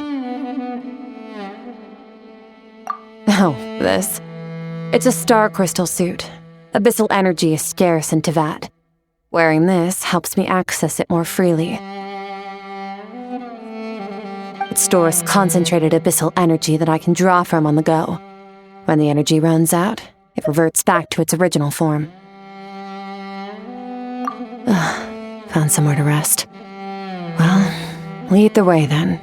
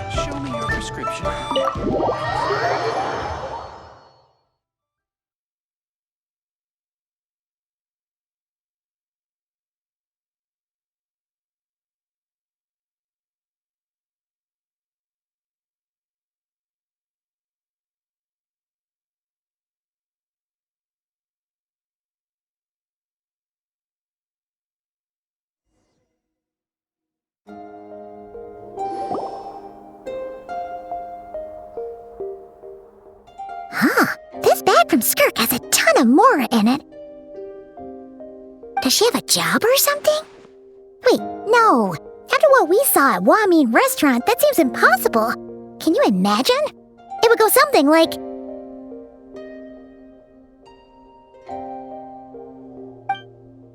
I'll be collecting my paycheck now, boss. Oh, sure thing. Wait, who are you? Have we met?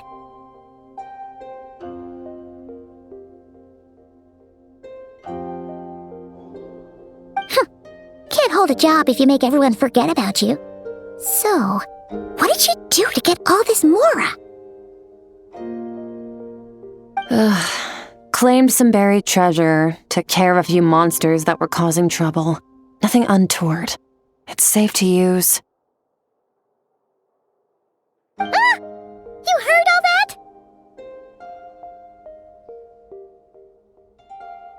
A sonorous voice like yours is hard to miss.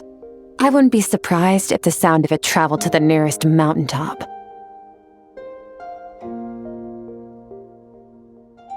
Then, did you by chance happen to hear Paimon's little, joke earlier? You mean when you called me Frosty the Lavender Melon? No, sorry. Paimon totally misspoke just now. She didn't say that at all. It was, a Paimon lookalike. Yeah, she's a piece of work, that one. Always impersonating Paimon and giving people weird nicknames. Okay, fine. The truth is, Paimon didn't like you all that much at the start. But things are different now. You helped the Traveler in a big way, so... What do you say? Friends? Ugh.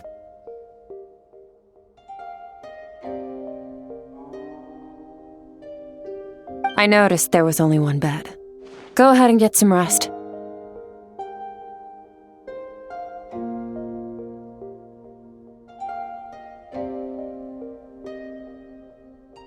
Wait, what about you? I don't get tired, and I don't need rest. I'm going to practice my sword work. That should help me regain some strength.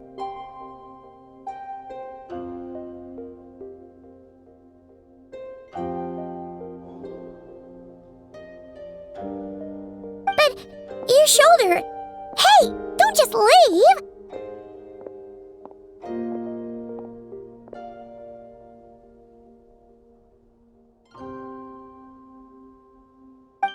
Whatever. Let her tire herself out. She'll come back eventually. Let's get some sleep, Traveler. That comfy bed is calling, Paimon.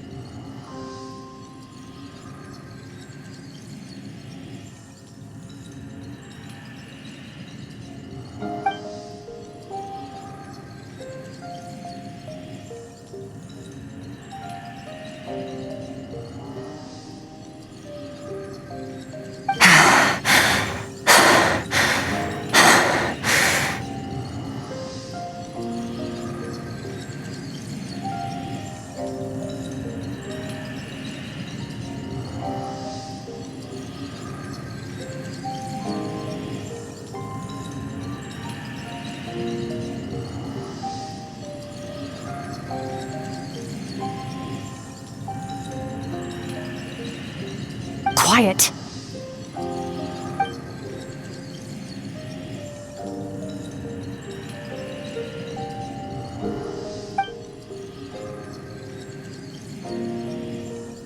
Do you even remember how many of us perished in that fire?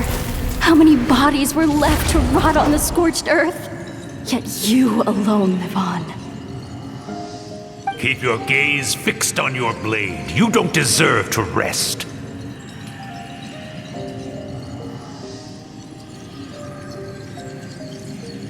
Run, Skirk, run! Only death awaits us here. Keep running, and don't ever look back.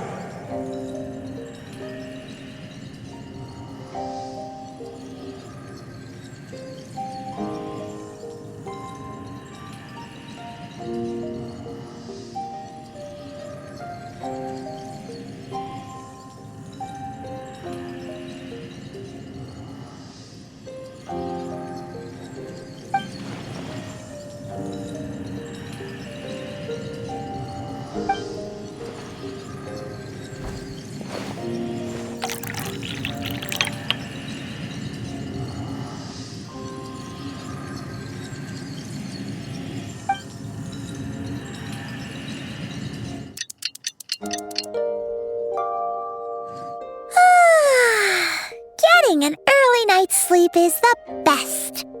That bed was so comfy.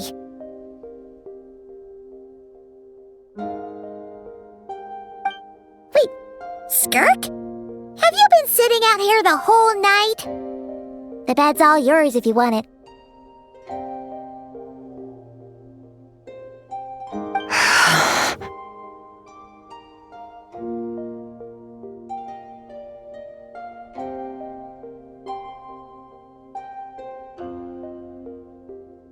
About 60%, maybe 70. Whew! Paimon thought it would take at least a couple of days. That was fast. No, not fast enough. That's 20% less than last time. Same training regimen, same intensity. Nothing felt different, but somehow the outcome fell short.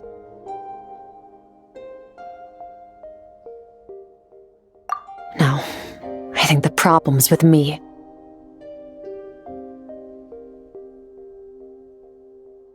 I need to meditate for the next 2 days. Deep introspection should help me find the issue. Ooh, sounds intense. We'll watch over you in the meantime, then. Thanks. See you in 2 days.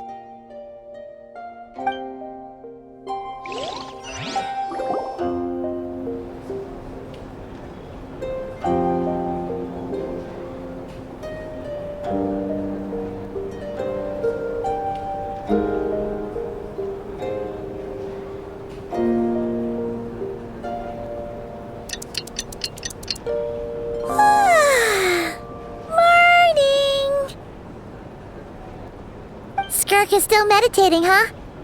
It's been 2 days already. Shouldn't she be awake by now?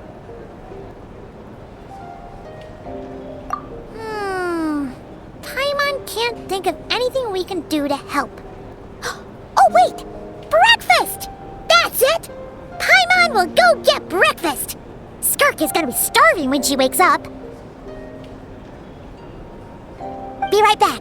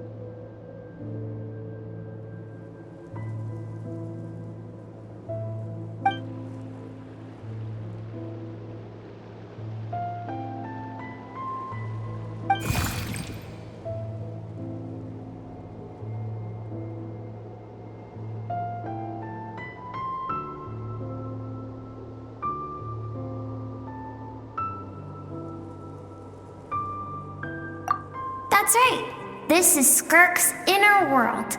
Think of it as the threshold between the soul and dreams.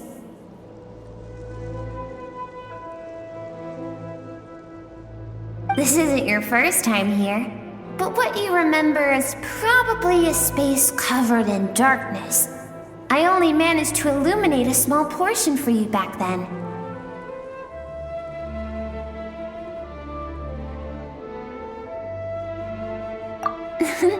Actually, it's my first time talking to someone like this.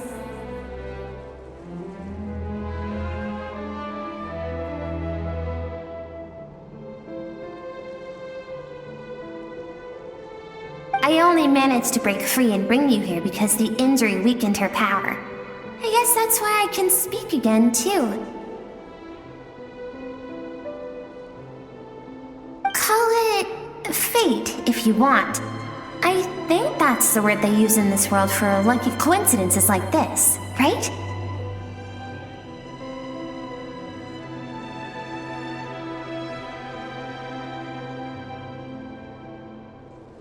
Now, before I take you to her, I gotta ask. You're the first outside visitor to ever come here, so what's your impression of this place?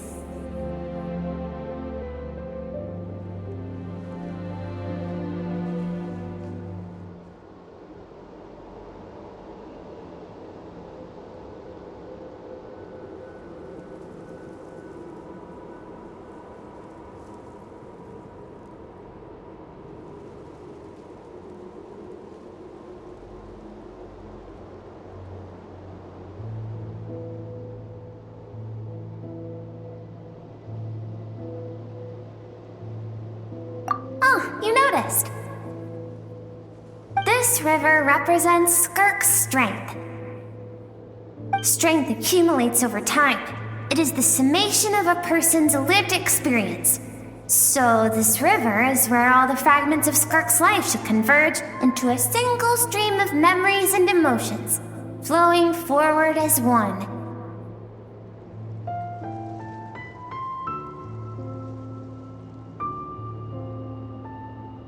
But, as you can see, this river has been severed numerous times. It's because Skirk doesn't like who she was in the past.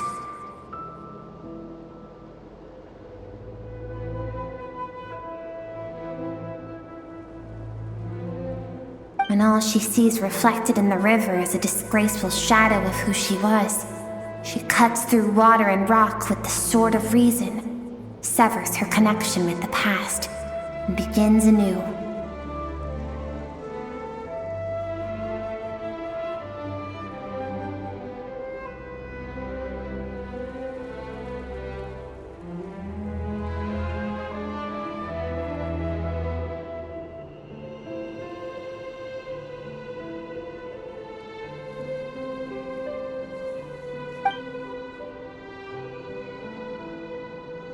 You must learn to shut out all the pointless emotion. Crush the self that makes you weak, and become master over your physical form. This isn't my first taste of failure or losing power. When you fall, you get back up again and become stronger. That's how it is.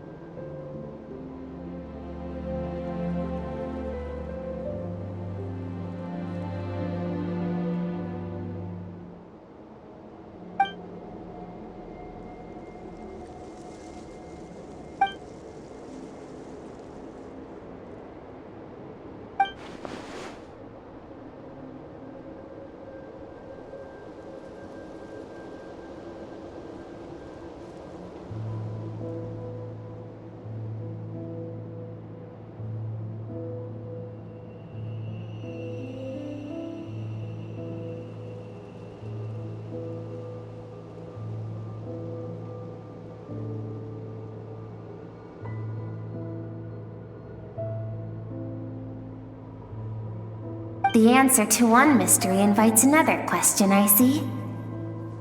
Let's follow the river upstream. There among the cliffs, among the memories etched into her heart, lies the truth of it all.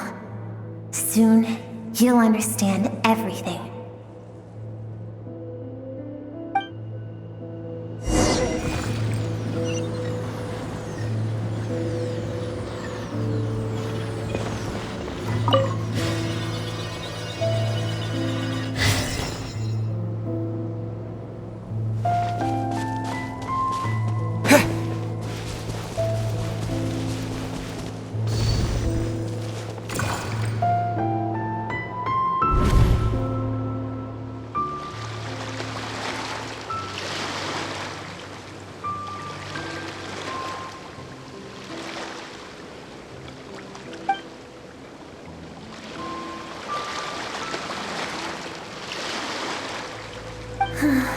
I've always thought that, even when falling leaves don't come from the same tree, they can still form bonds of kinship when they meet. Like meteors, you both made a journey through the stars. Both travelers who have landed on a planet that is not your home. Yet, when she first noticed your presence, although she hesitated for a moment, she still chose to walk away, indifferent as ever.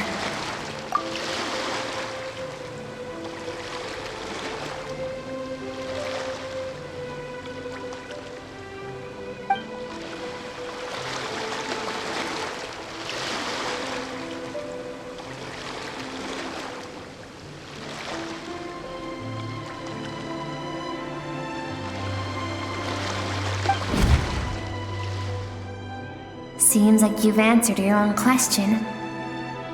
Skirk sees herself as a trespasser in this world. She's made a conscious choice to avoid altering its path. But the reason for that decision stems from events much earlier on in her life. Let's keep going. It's still a long way to the source of the river.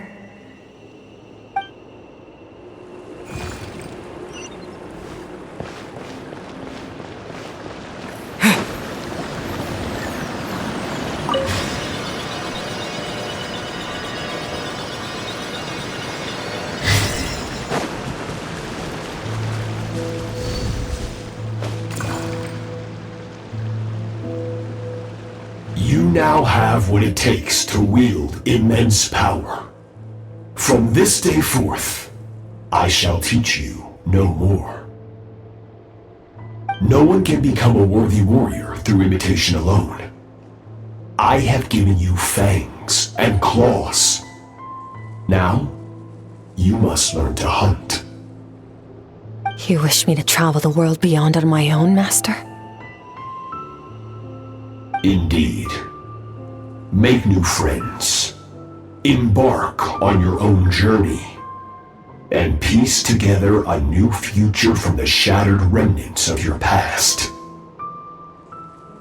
We will still have contact through the abyss. But know this. One day, I will take the life you worked so hard to rebuild and reduce it to ashes. Just like the fire that haunts your mind.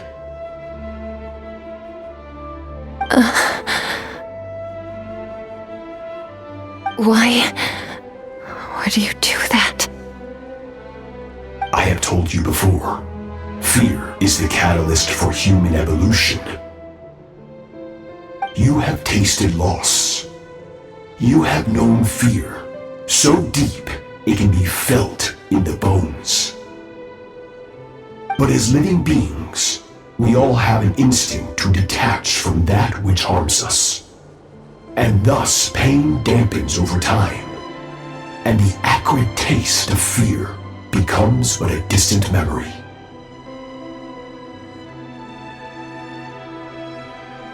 Yet now, I have bestowed upon you the gift of fear eternal. It will drown you in the nightmare of your childhood, or it shall drive you to defeat me, whatever the cost.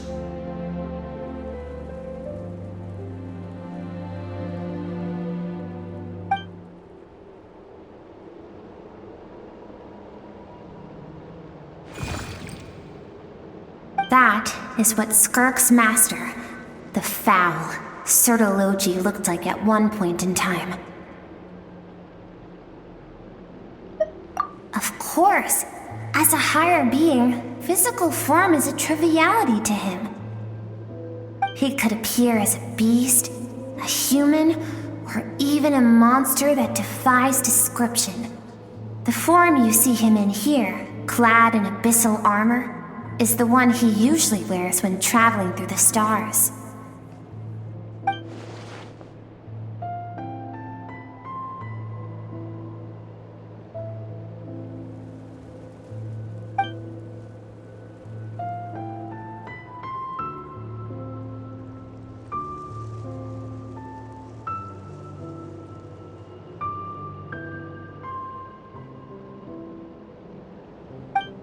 For certain reasons, I need to bridge the power gap between me and my master as quickly as possible.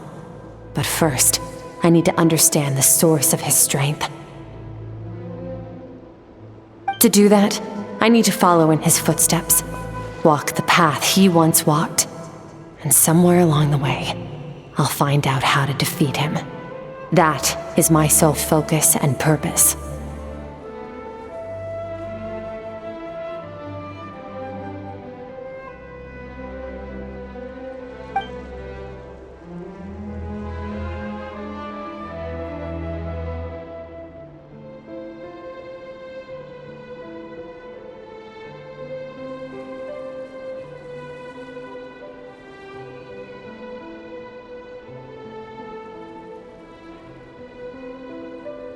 I'll let you in on a little secret.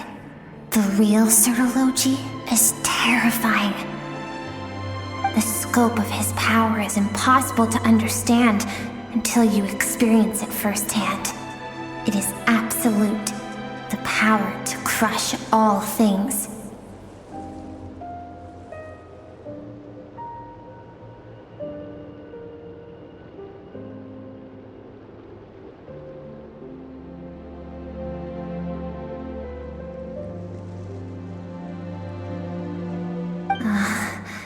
Shall we keep going? Let's see. We're about halfway there.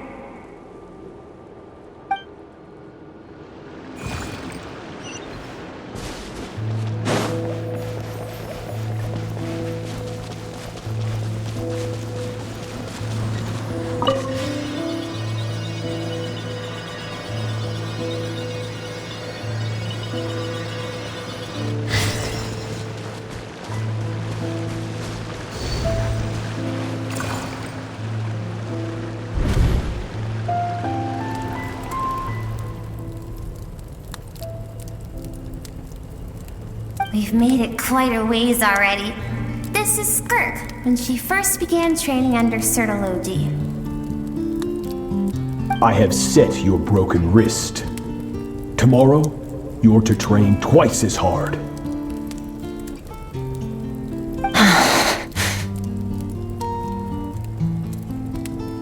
No tears this time.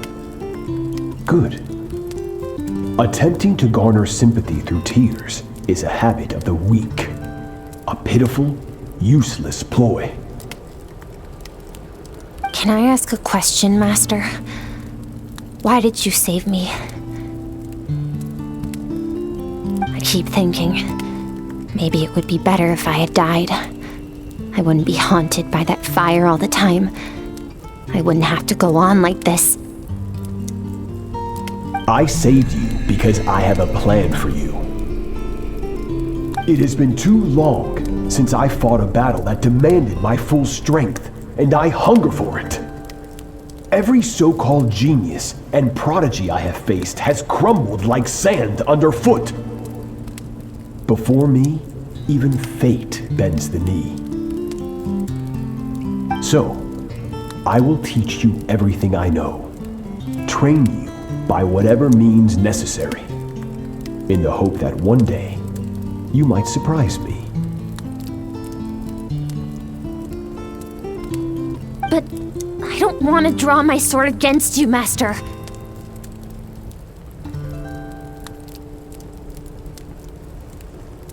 What you want matters little. Among the boundless sea of stars, the cries of the weak are but faint murmurs that disappear into the void.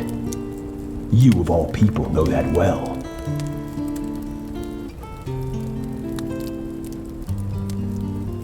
Yes, Master.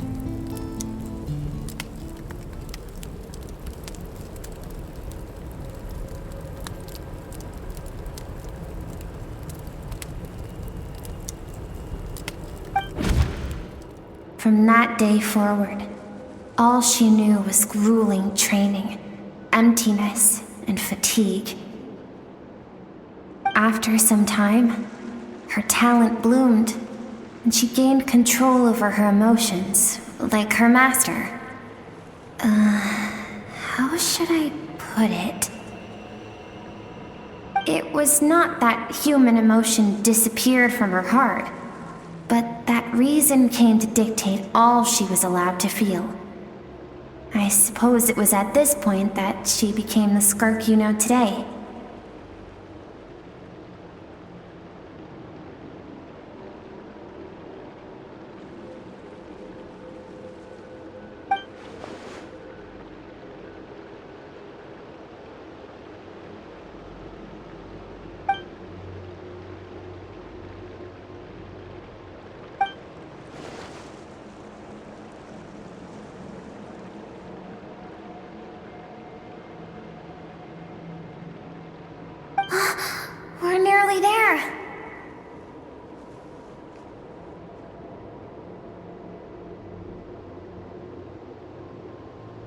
I almost don't want to reach the end.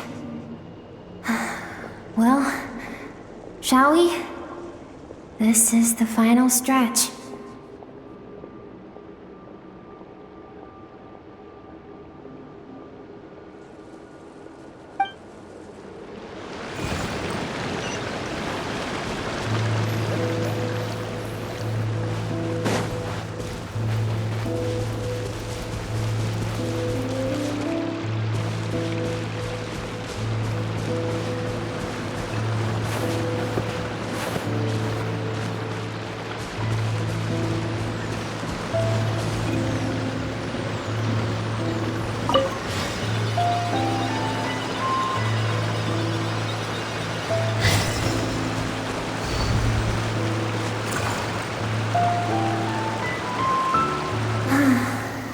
These are Skirk's happiest memories. What a simple and carefree time it was. Wisps of clouds dotted the sky. The sun bathed everything in golden light. And when song filled the air, not even the shyest of flowers could resist swaying along. This is Skirk's homeland. She was so curious about everything as a child, always skipping school to go exploring instead. There was so much to discover. The treasures at the bottom of the sea, the secrets beyond the stars, and that merchant ship packed with adults wearing those strange clothes. Yes, the ship. That was the beginning of the end.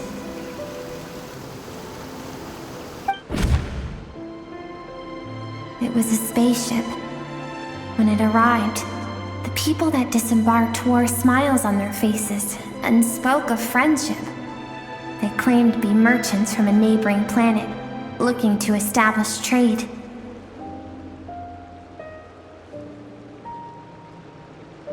Skirk's parents, her relatives, her neighbors, everyone welcomed the newcomers with open arms and allowed them to explore the planet.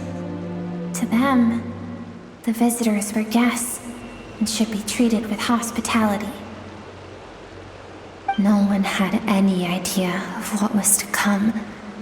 Several months later, an army of unknown origin arrived without warning and carried out a ruthless campaign to destroy everything and everyone on the planet. Skirk had skipped school that day, like so many times before, so she was not caught in the immediate wave of destruction. But when she came home that day, only fire and ruin awaited her.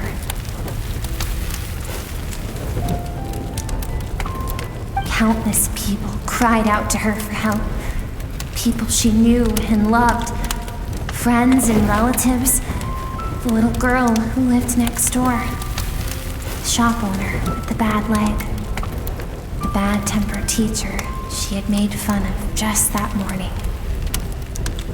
Their lives were discarded like worthless trash as the fire consumed one life after another. Skirk was helpless.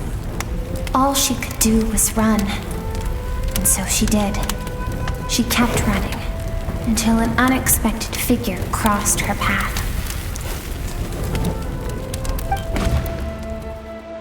If Sertology hadn't been there in that moment, the fire would have claimed her life too. And there she would have remained, left to rot in the scorched earth, with no answer as to why any of this was happening.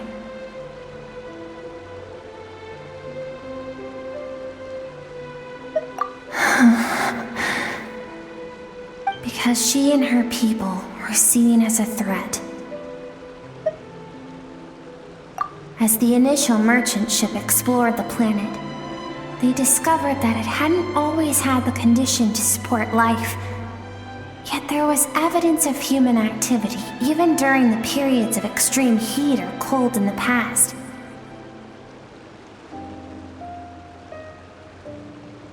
Further research revealed that, over time, the people of this planet had evolved the ability to adapt to any type of environment or energy source.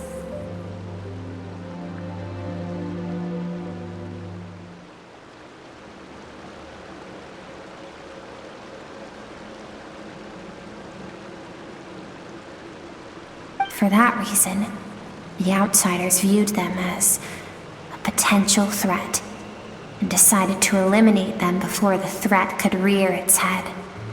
And so, the army was called, and the so-called danger was wiped from the face of the planet.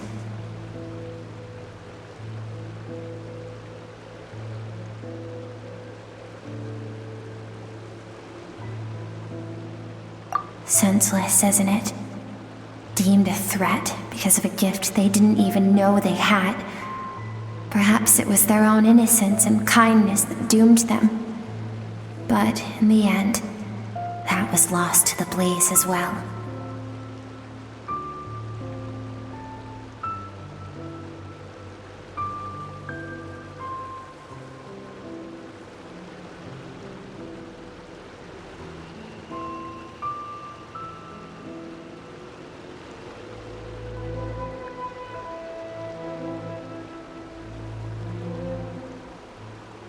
If those with power get to decide good and evil, then all you can trust in is the sword in your hand.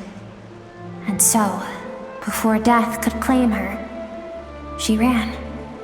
She ran and never stopped.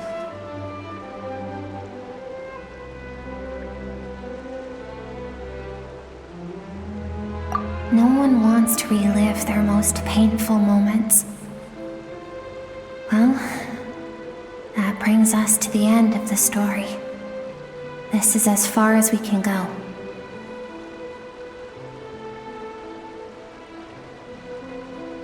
Skirk is waiting over there. For both of us.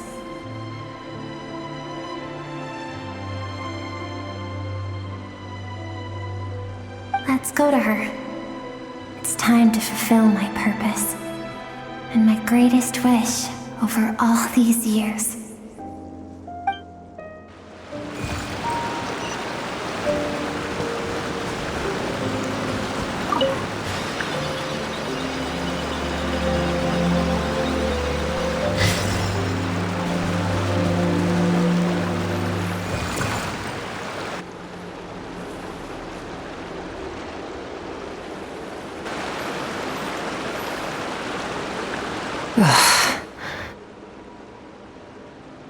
So all this, just so you could bring him here. I have things to say to you. Well, to me.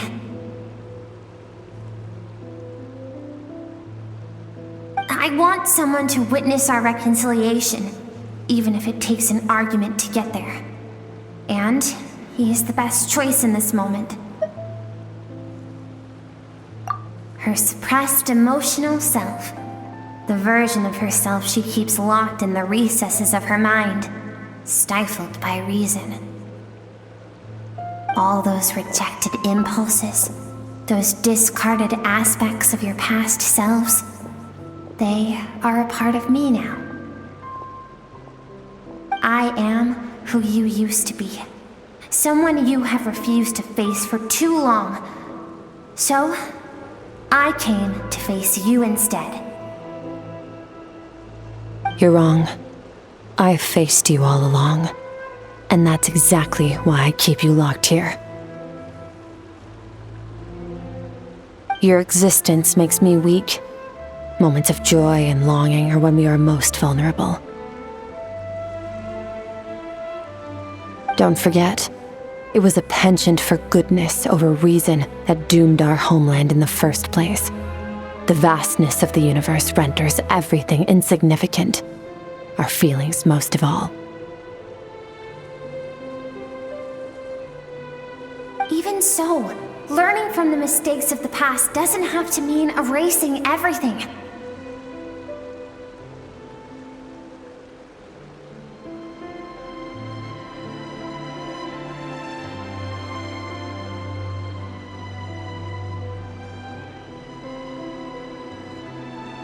Strip yourself of your so-called weaknesses, emotions like kindness and empathy, and what makes you any different from the ruthless soldiers who slaughtered our people?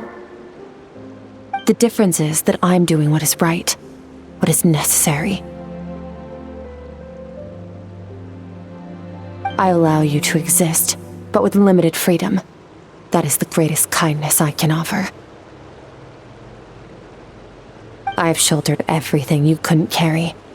I rose above the numbness and emptiness, and it was cold, unfeeling reason that brought me this far.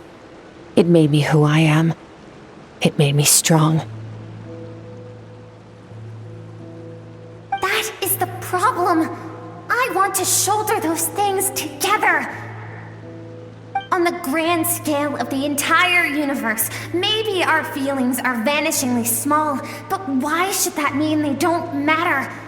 Emotion gives warmth to the cold expanse of space. It gives meaning to the world around us. Think back to those nights of gazing at the stars, those afternoons of exploring the unknown. Think back and let them grant you peace.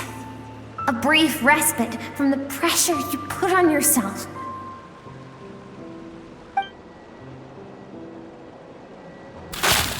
That isn't what we need. It's exactly what we need. Aren't you curious about why recovering your strength has taken longer than normal this time? Finally, you get to the important part.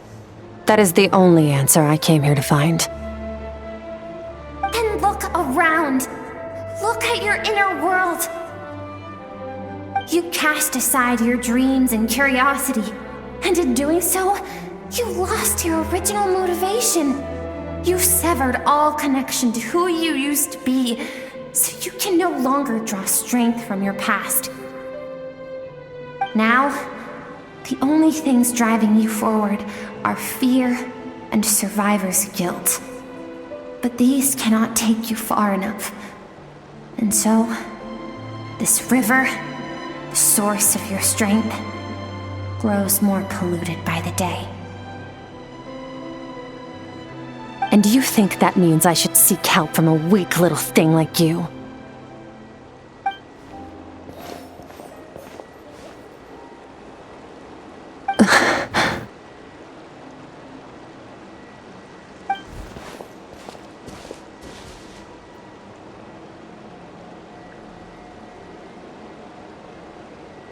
Thank you for saying that.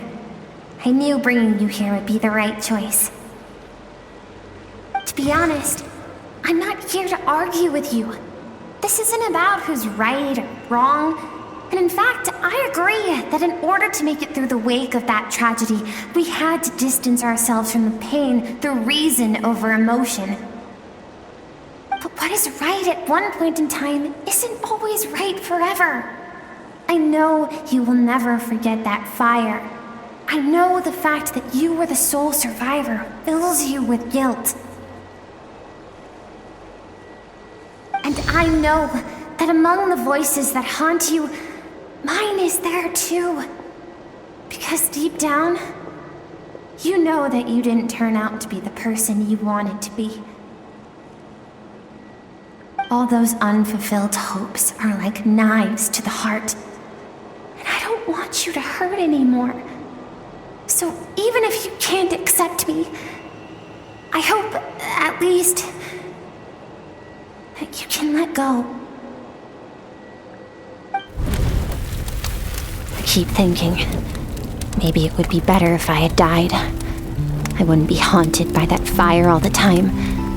I wouldn't have to go on like this.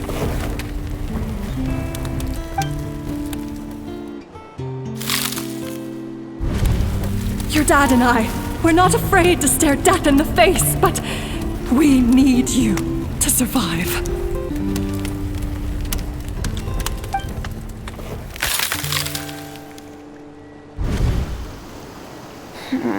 I'm sick of being a kid.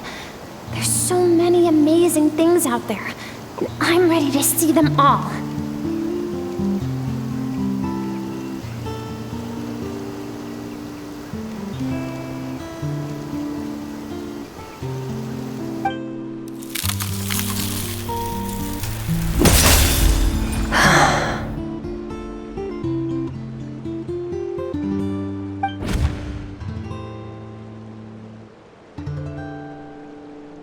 I remember.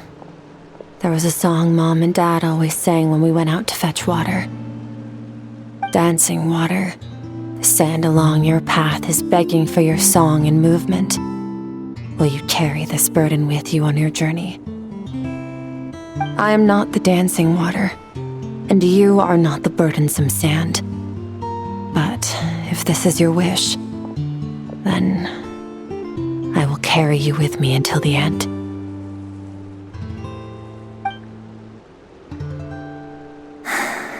Thank you. I should be thanking you.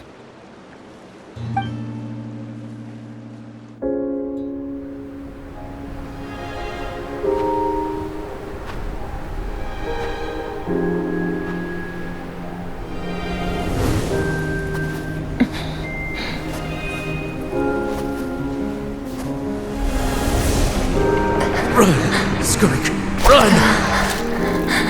Remember, leave no one alive! Heed my words, Skirk.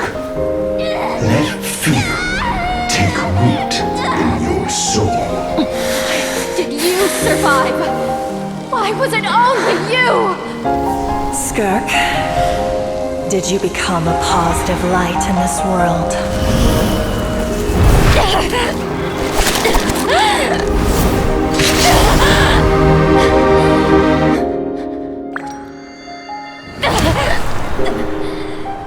Hey, this doesn't have to be the end.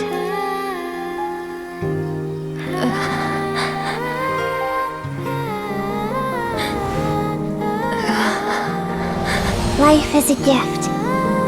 Don't let darkness claim it.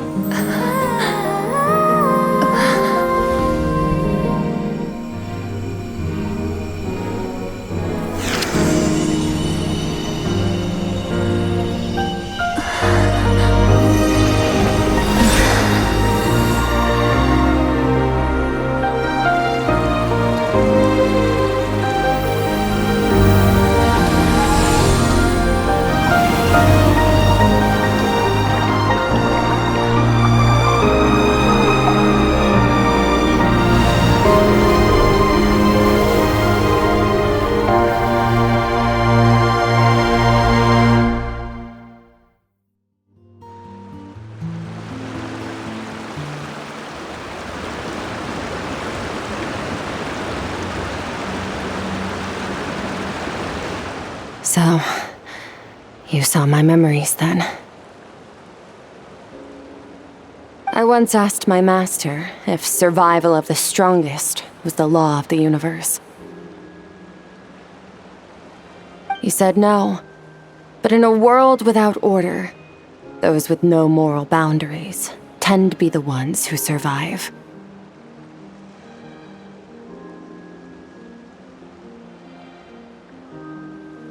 That's why, after hearing his answer, an idea came to mind. An idea that, one day, I would create a new world order. One in which there would never be another tragedy like that fire. One in which power was not the law of the land. But that means I must defeat him. Because my master, Sir Logi, is, at the core, a defier of all rules and order. Yes, and not just because of the gap in our abilities, but also because I have no reason to see him as an enemy.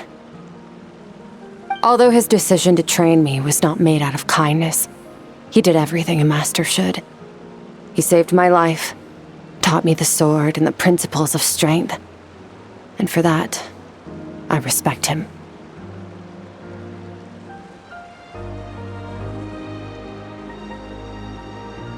I know, and it's not something I want, but Master never goes back on his word. I have to treat everything he says as a promise. He's no longer into that, but he sends me messages through the abyss every now and then. Most of them are simple greetings, or an answer to one of my questions. Every time I hear from him, My heart skips a beat. And I wonder if this is the moment where he'll finally appear before me and tear down everything I've built to pieces. Maybe that means I do live in eternal fear, just like he said. Yes, I respect him, but I'm also afraid of him. And for that reason, the pursuit of strength consumes every moment of my life. I don't know what Master has planned, but I have to be ready.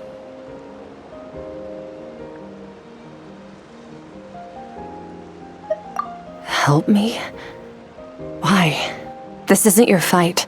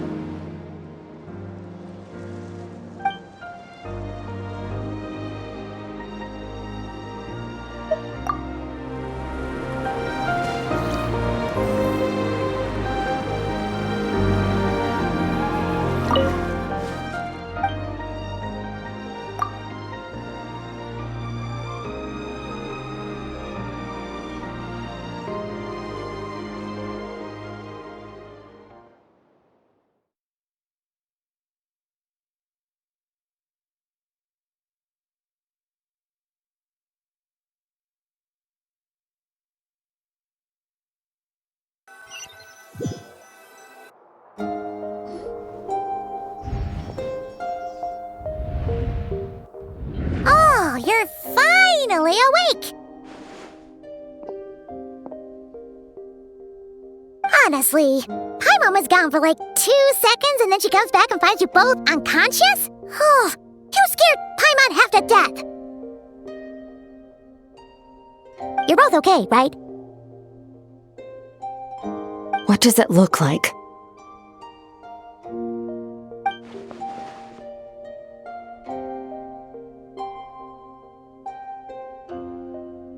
Only water from the source can cleanse the rot and filth that flows from the past into the future. I taught you to incorporate the experiences from your journey into how you fight.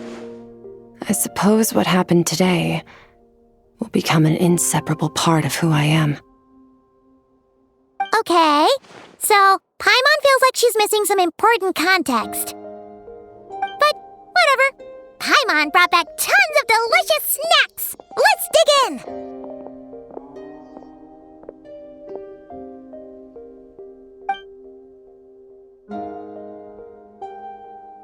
All right, it's about time we finished what we started. We're gonna deal with this thief for good, right? This time, I'm not going to tell you to hold back. But having digested even more power in the meantime, he's going to be tougher than before. The good news is, we have no reason to pull our punches this time. So, let's go. Same place as last time.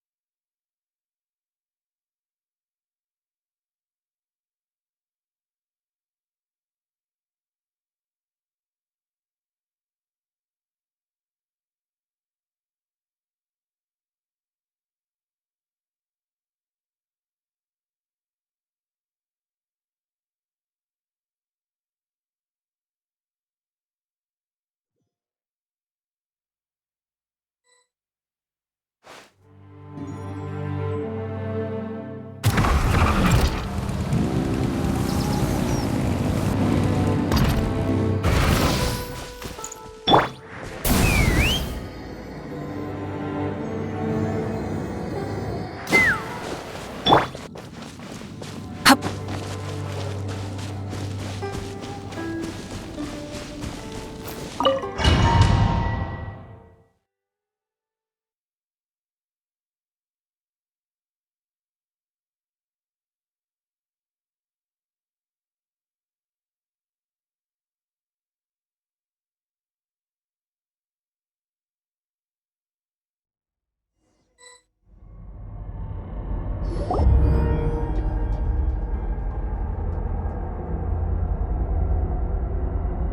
fog is gone!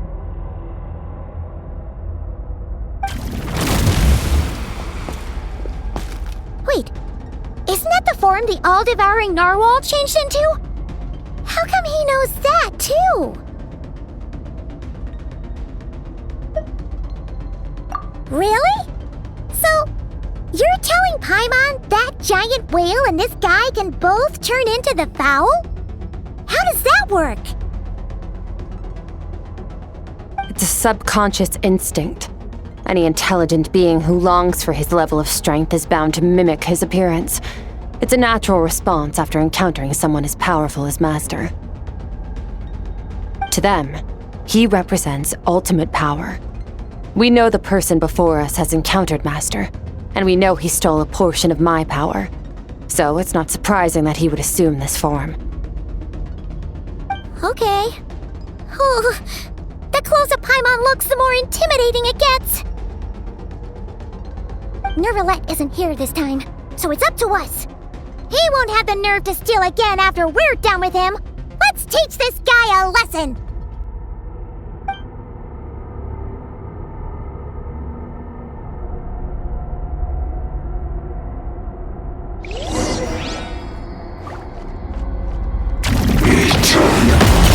Another star goes out!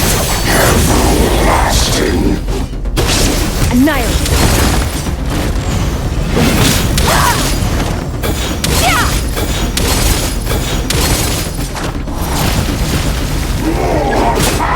Haven't forgotten your training, I hope.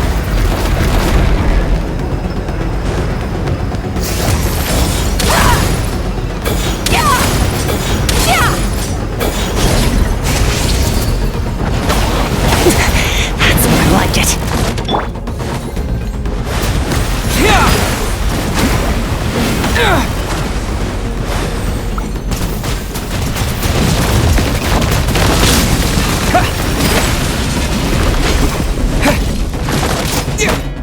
Water jet!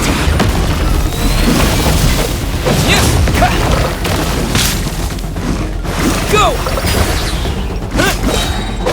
Go! Bombs away!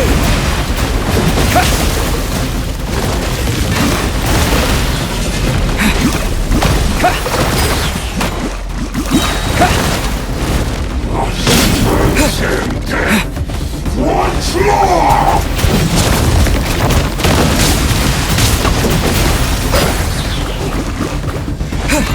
Wipe out! Water jet! Water jet!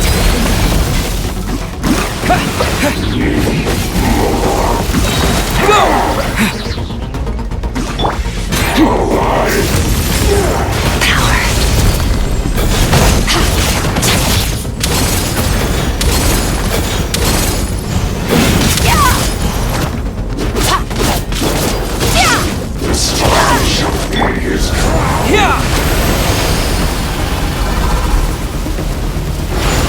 Water jet!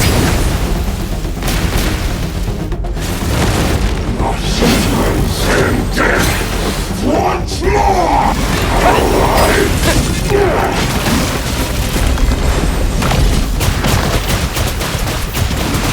Need more!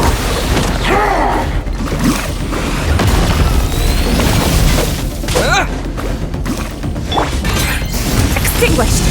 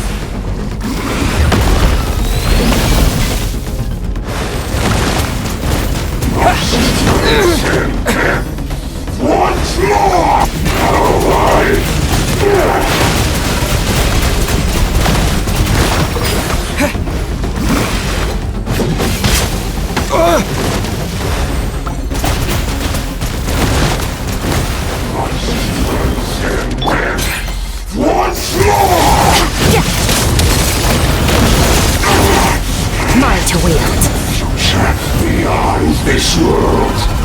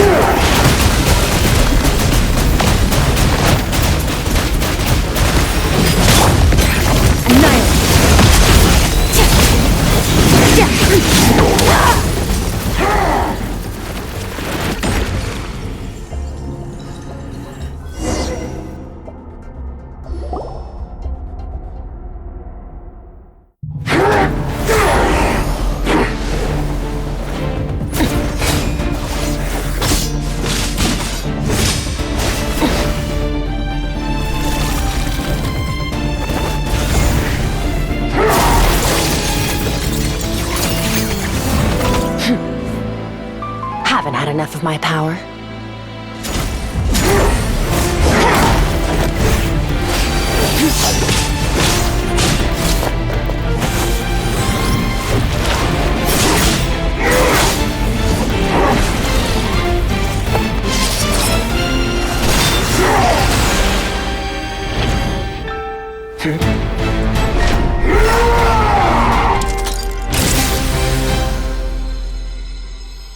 Well then, let's see how much more of this power you can handle.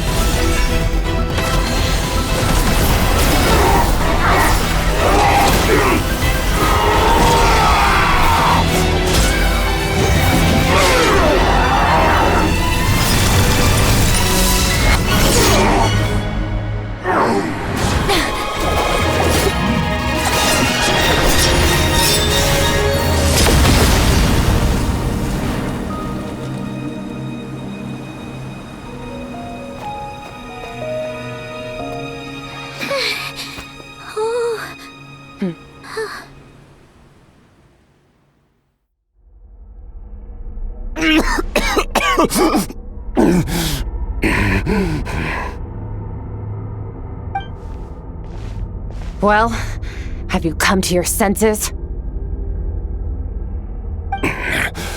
You saw that my body was at its limit. So, you deliberately channeled your power into me, knowing that it would destroy my shell from within. Such power, such keen battle instincts. So you must be... Skirk, Sertologi's disciple. How long has it been? How long has he been away from Tevat? Hundreds of years. Hundreds?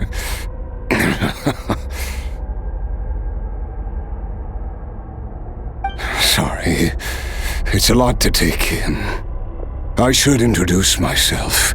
I am Skofnungar, a friend of your master and one of his followers.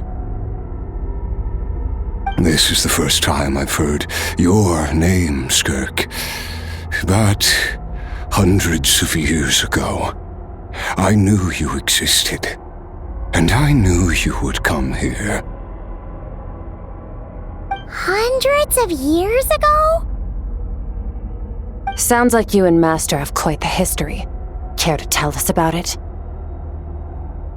Of course.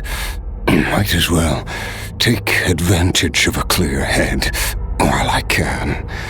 The story starts a long, long time ago. I was born into a noble family in Conria. As the eldest son, I was set to inherit our title. But I contracted an incurable illness as a child, and everyone gave up on me. I trained the sword harder than anyone else, defeated all of my peers. But it was all in vain. When other people looked at me, all I saw in their eyes was pity or a strange glee in my misfortune. Even my parents were just waiting for me to die. Over time, my heart hardened, and I became aimless. That was the point where I met your master, Sir Taloji. We were similar in age, but different in background. He was born in prison, the son of criminals who had been sentenced to death. He spent his childhood wandering the streets, facing more criticism than the literary works in the Universitas Magistrorum.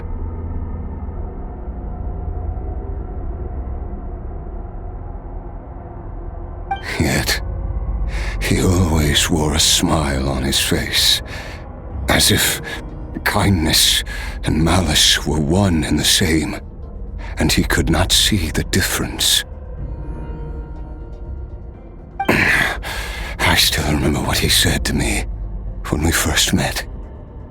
You need to fight to survive.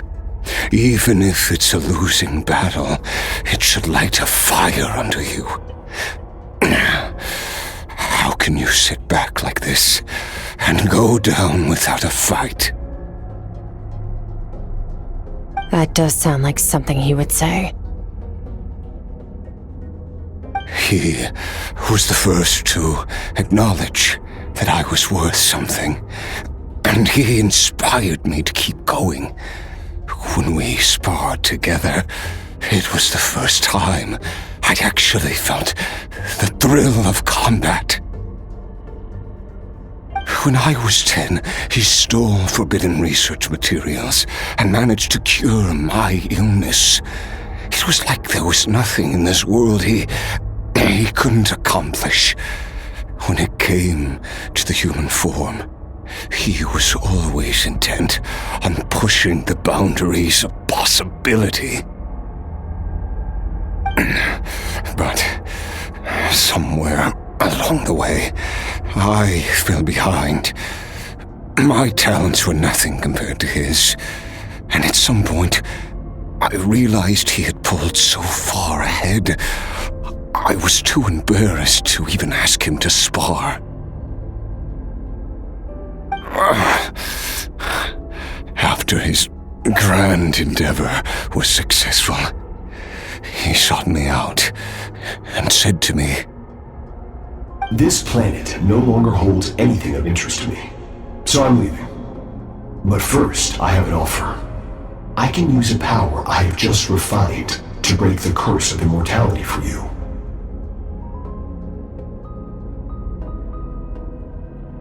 Your death was once what we worked so hard to prevent. But the immortality you now face is a different kind of pain altogether. I'll pass. Immortality doesn't sound so bad to me. Since I can't die, it means I have an infinite amount of time to get stronger. Maybe I'll finally catch up to you one day, and we can spar like we used to. Are you sure? I cannot say when I will return. Your body, or rather, your soul, might not be able to withstand this curse. All I can do is try. After all, a wise man once told me, people need to fight for their own survival. Wise indeed. Nevertheless, if you grow weary of the pain of immortality and wish to experience a good sparring match before you wither away, seek out my disciple. Disciple? Never thought I'd hear that word coming from you. Nor I, but Vedifenir said I was destined to find a disciple out there in the universe and bring her to Tibet. You know as well as I Vedifinir's prophecies are never wrong.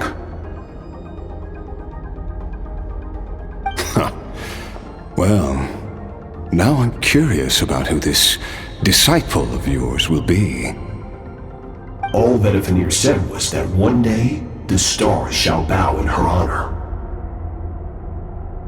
Sounds pretty impressive. Of course. Only the most outstanding people would have the right to become my disciple. Still self-assured as ever, I see. But you're not wrong. I'll be leaving then. Oh, and if you are serious about getting stronger, I left you a little gift in the primordial sea. As I've said before, walk whatever path you want. Freedom means even the wicked get to make their own choices. Waiting for me in the primordial sea was the all-devouring narwhal, already beaten into submission by Sertologi. In its weakened state, I was able to cut off part of its flesh and sew it into my own heart. Your heart? That sounds like torture! How did you even survive that? Because, of course, I bear the curse of immortality. So, you used the curse to turn yourself into a vessel for power. Even with that whale's ability, devouring power like that is not something the human body can withstand. With your body and soul constantly at the breaking point, it was the curse of immortality that sustained you. But that is not the path to strength. You have to pour your heart into it, work for it, dream of it. Instead, you stole something that didn't belong to you, and it backfired. You're right. I should have known better, but I had already pushed myself to my limits, and he was still miles ahead of me. So I had to take a leap of faith. I miss your master. I miss the days when we were all together, troublemakers without a home. I don't regret the choice I made. But if you'll allow it, I do want to apologize. To both of you.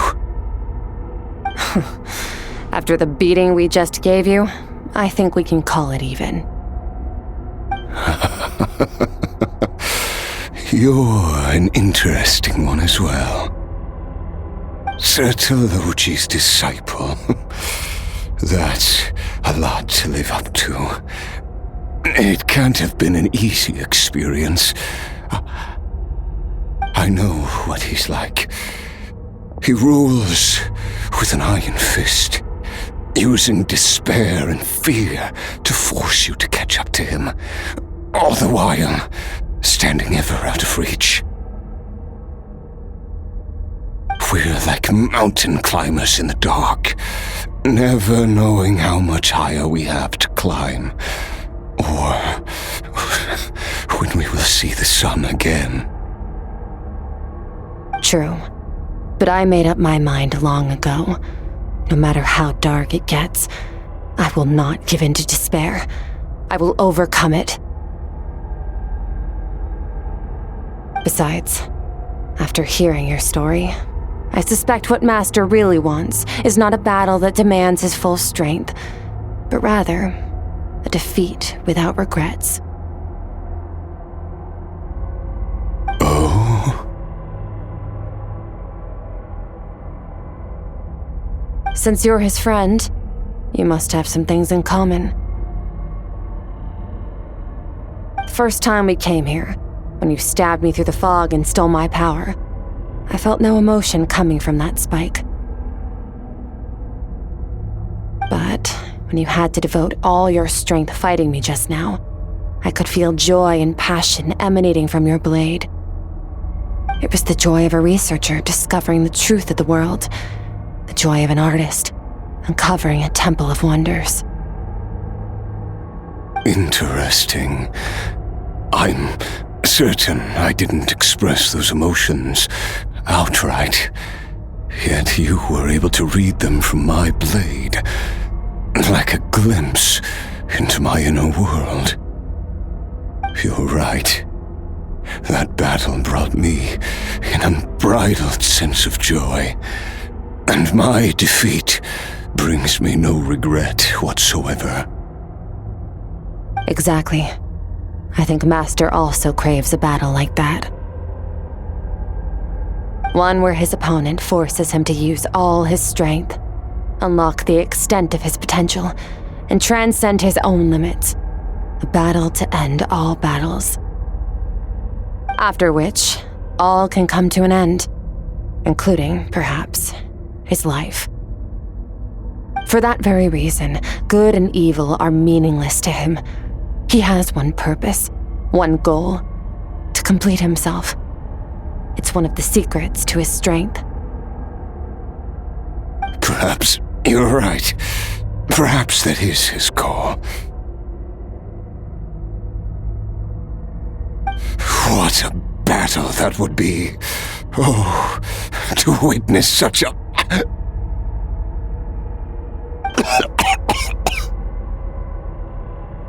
Are you okay? Too many different kinds of power are surging through my body. The curse of immortality allows it all to coexist, but it does not remove the pain. I won't be able to hold on to my sanity for much longer. What a shame. I would have loved to witness that battle. Sertologi once offered to free me from this curse. Now, I must ask that of you, Skirk. Can you release me from the pain? I can, but not through death, if that's what you were hoping for. It's not a suitable punishment for your crime.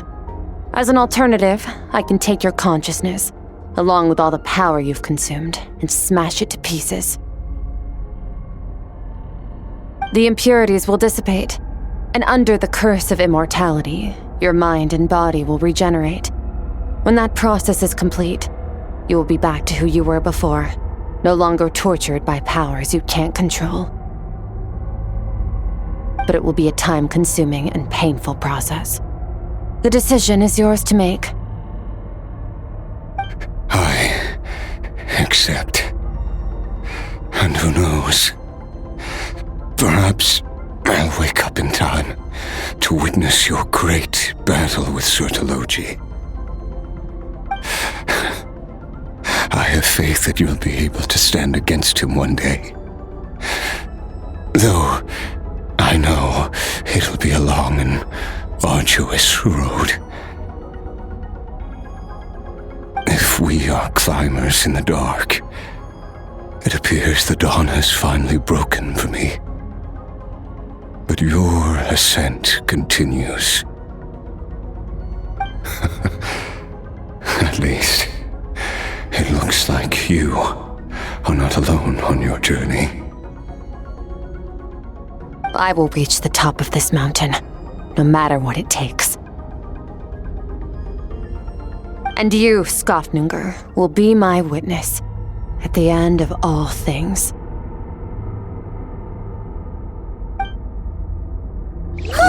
That's finally over. Let's get out of here. Huh! At least we don't have to make a mad dash for the exit like last time.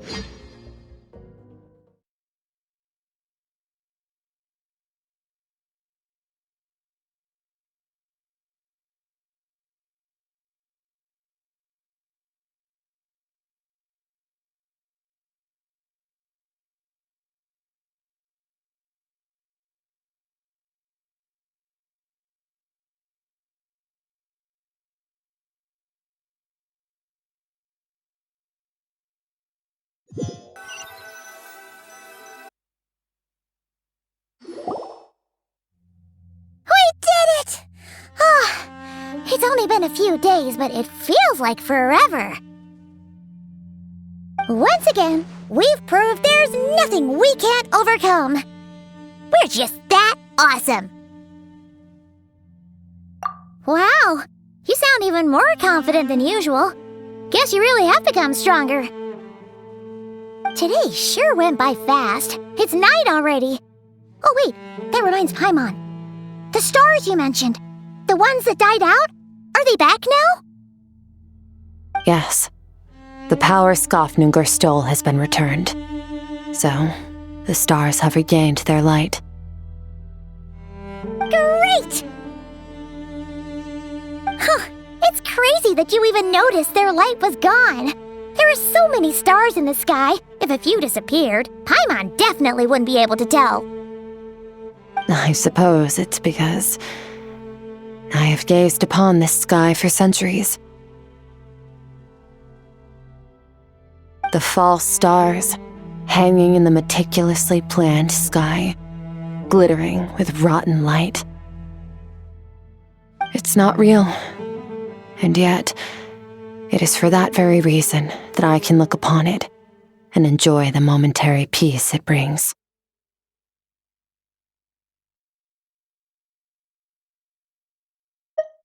Even the most beautiful of bubbles has to burst. We will return to the real universe one day, whether of our own volition or not. Time marches ever forward. Even the innocent and naive will taste life's bitterness. Yet through hardship, we grow until we learn to seize the sands of time for ourselves and uncover our true strength. Though we gaze upon a false sky, its vastness and majesty is palpable. One can only wonder, what is it going to take for kindness to reign supreme in the vast expanse of the universe? Ugh, this is all going over Paimon's head. But if she knows one thing, it's that the traveler always finds a way. Ever since we met, he has filled Paimon's days with happiness. No matter how tough things get, he always finds a way to make it better. If it's too big a job for one person, then we'll do it with two. And if two's still not enough, then three. We've met so many amazing friends and accomplished so many amazing things. As long as we don't give up, we can make any wish come true. I suppose when it comes to you, anything is possible. Well, I should be going. Now that my power is no longer isolated from my emotions, I need more practice to get used to it. I suppose fate will decide. Maybe we'll bump into each other on the street. Or maybe we'll reunite on a different planet entirely. Regardless, reunions and partings are but passing moments. More than anything, I hope that, at the end of this journey, wherever it takes us, we stand in a world reborn. One without war, pain, or forced partings. One where new life can bloom, even where there was once nothing but scorched earth. For this, we must all work to become stronger. Goodbye, traveler. Remember your training. Make sure to put it to use.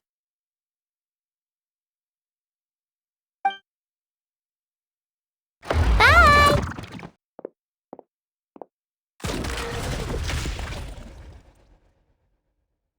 Is it just Paimon, or is she being nicer than before? We definitely count as friends after all that, don't you think? Hey, what do you think about camping here tonight? There's nothing quite like sleeping under the stars. Come tomorrow, we can continue our journey.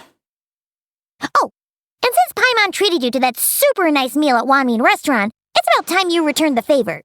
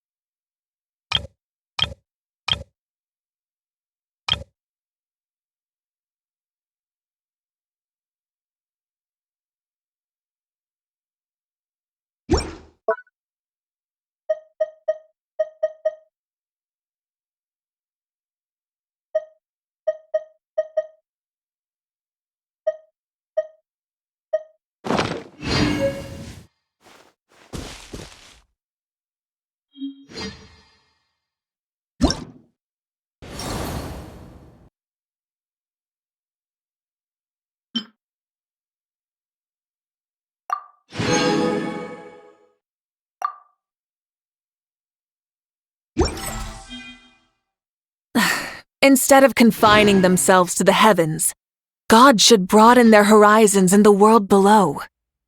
Exploration and trials? Adventuring is right up my alley.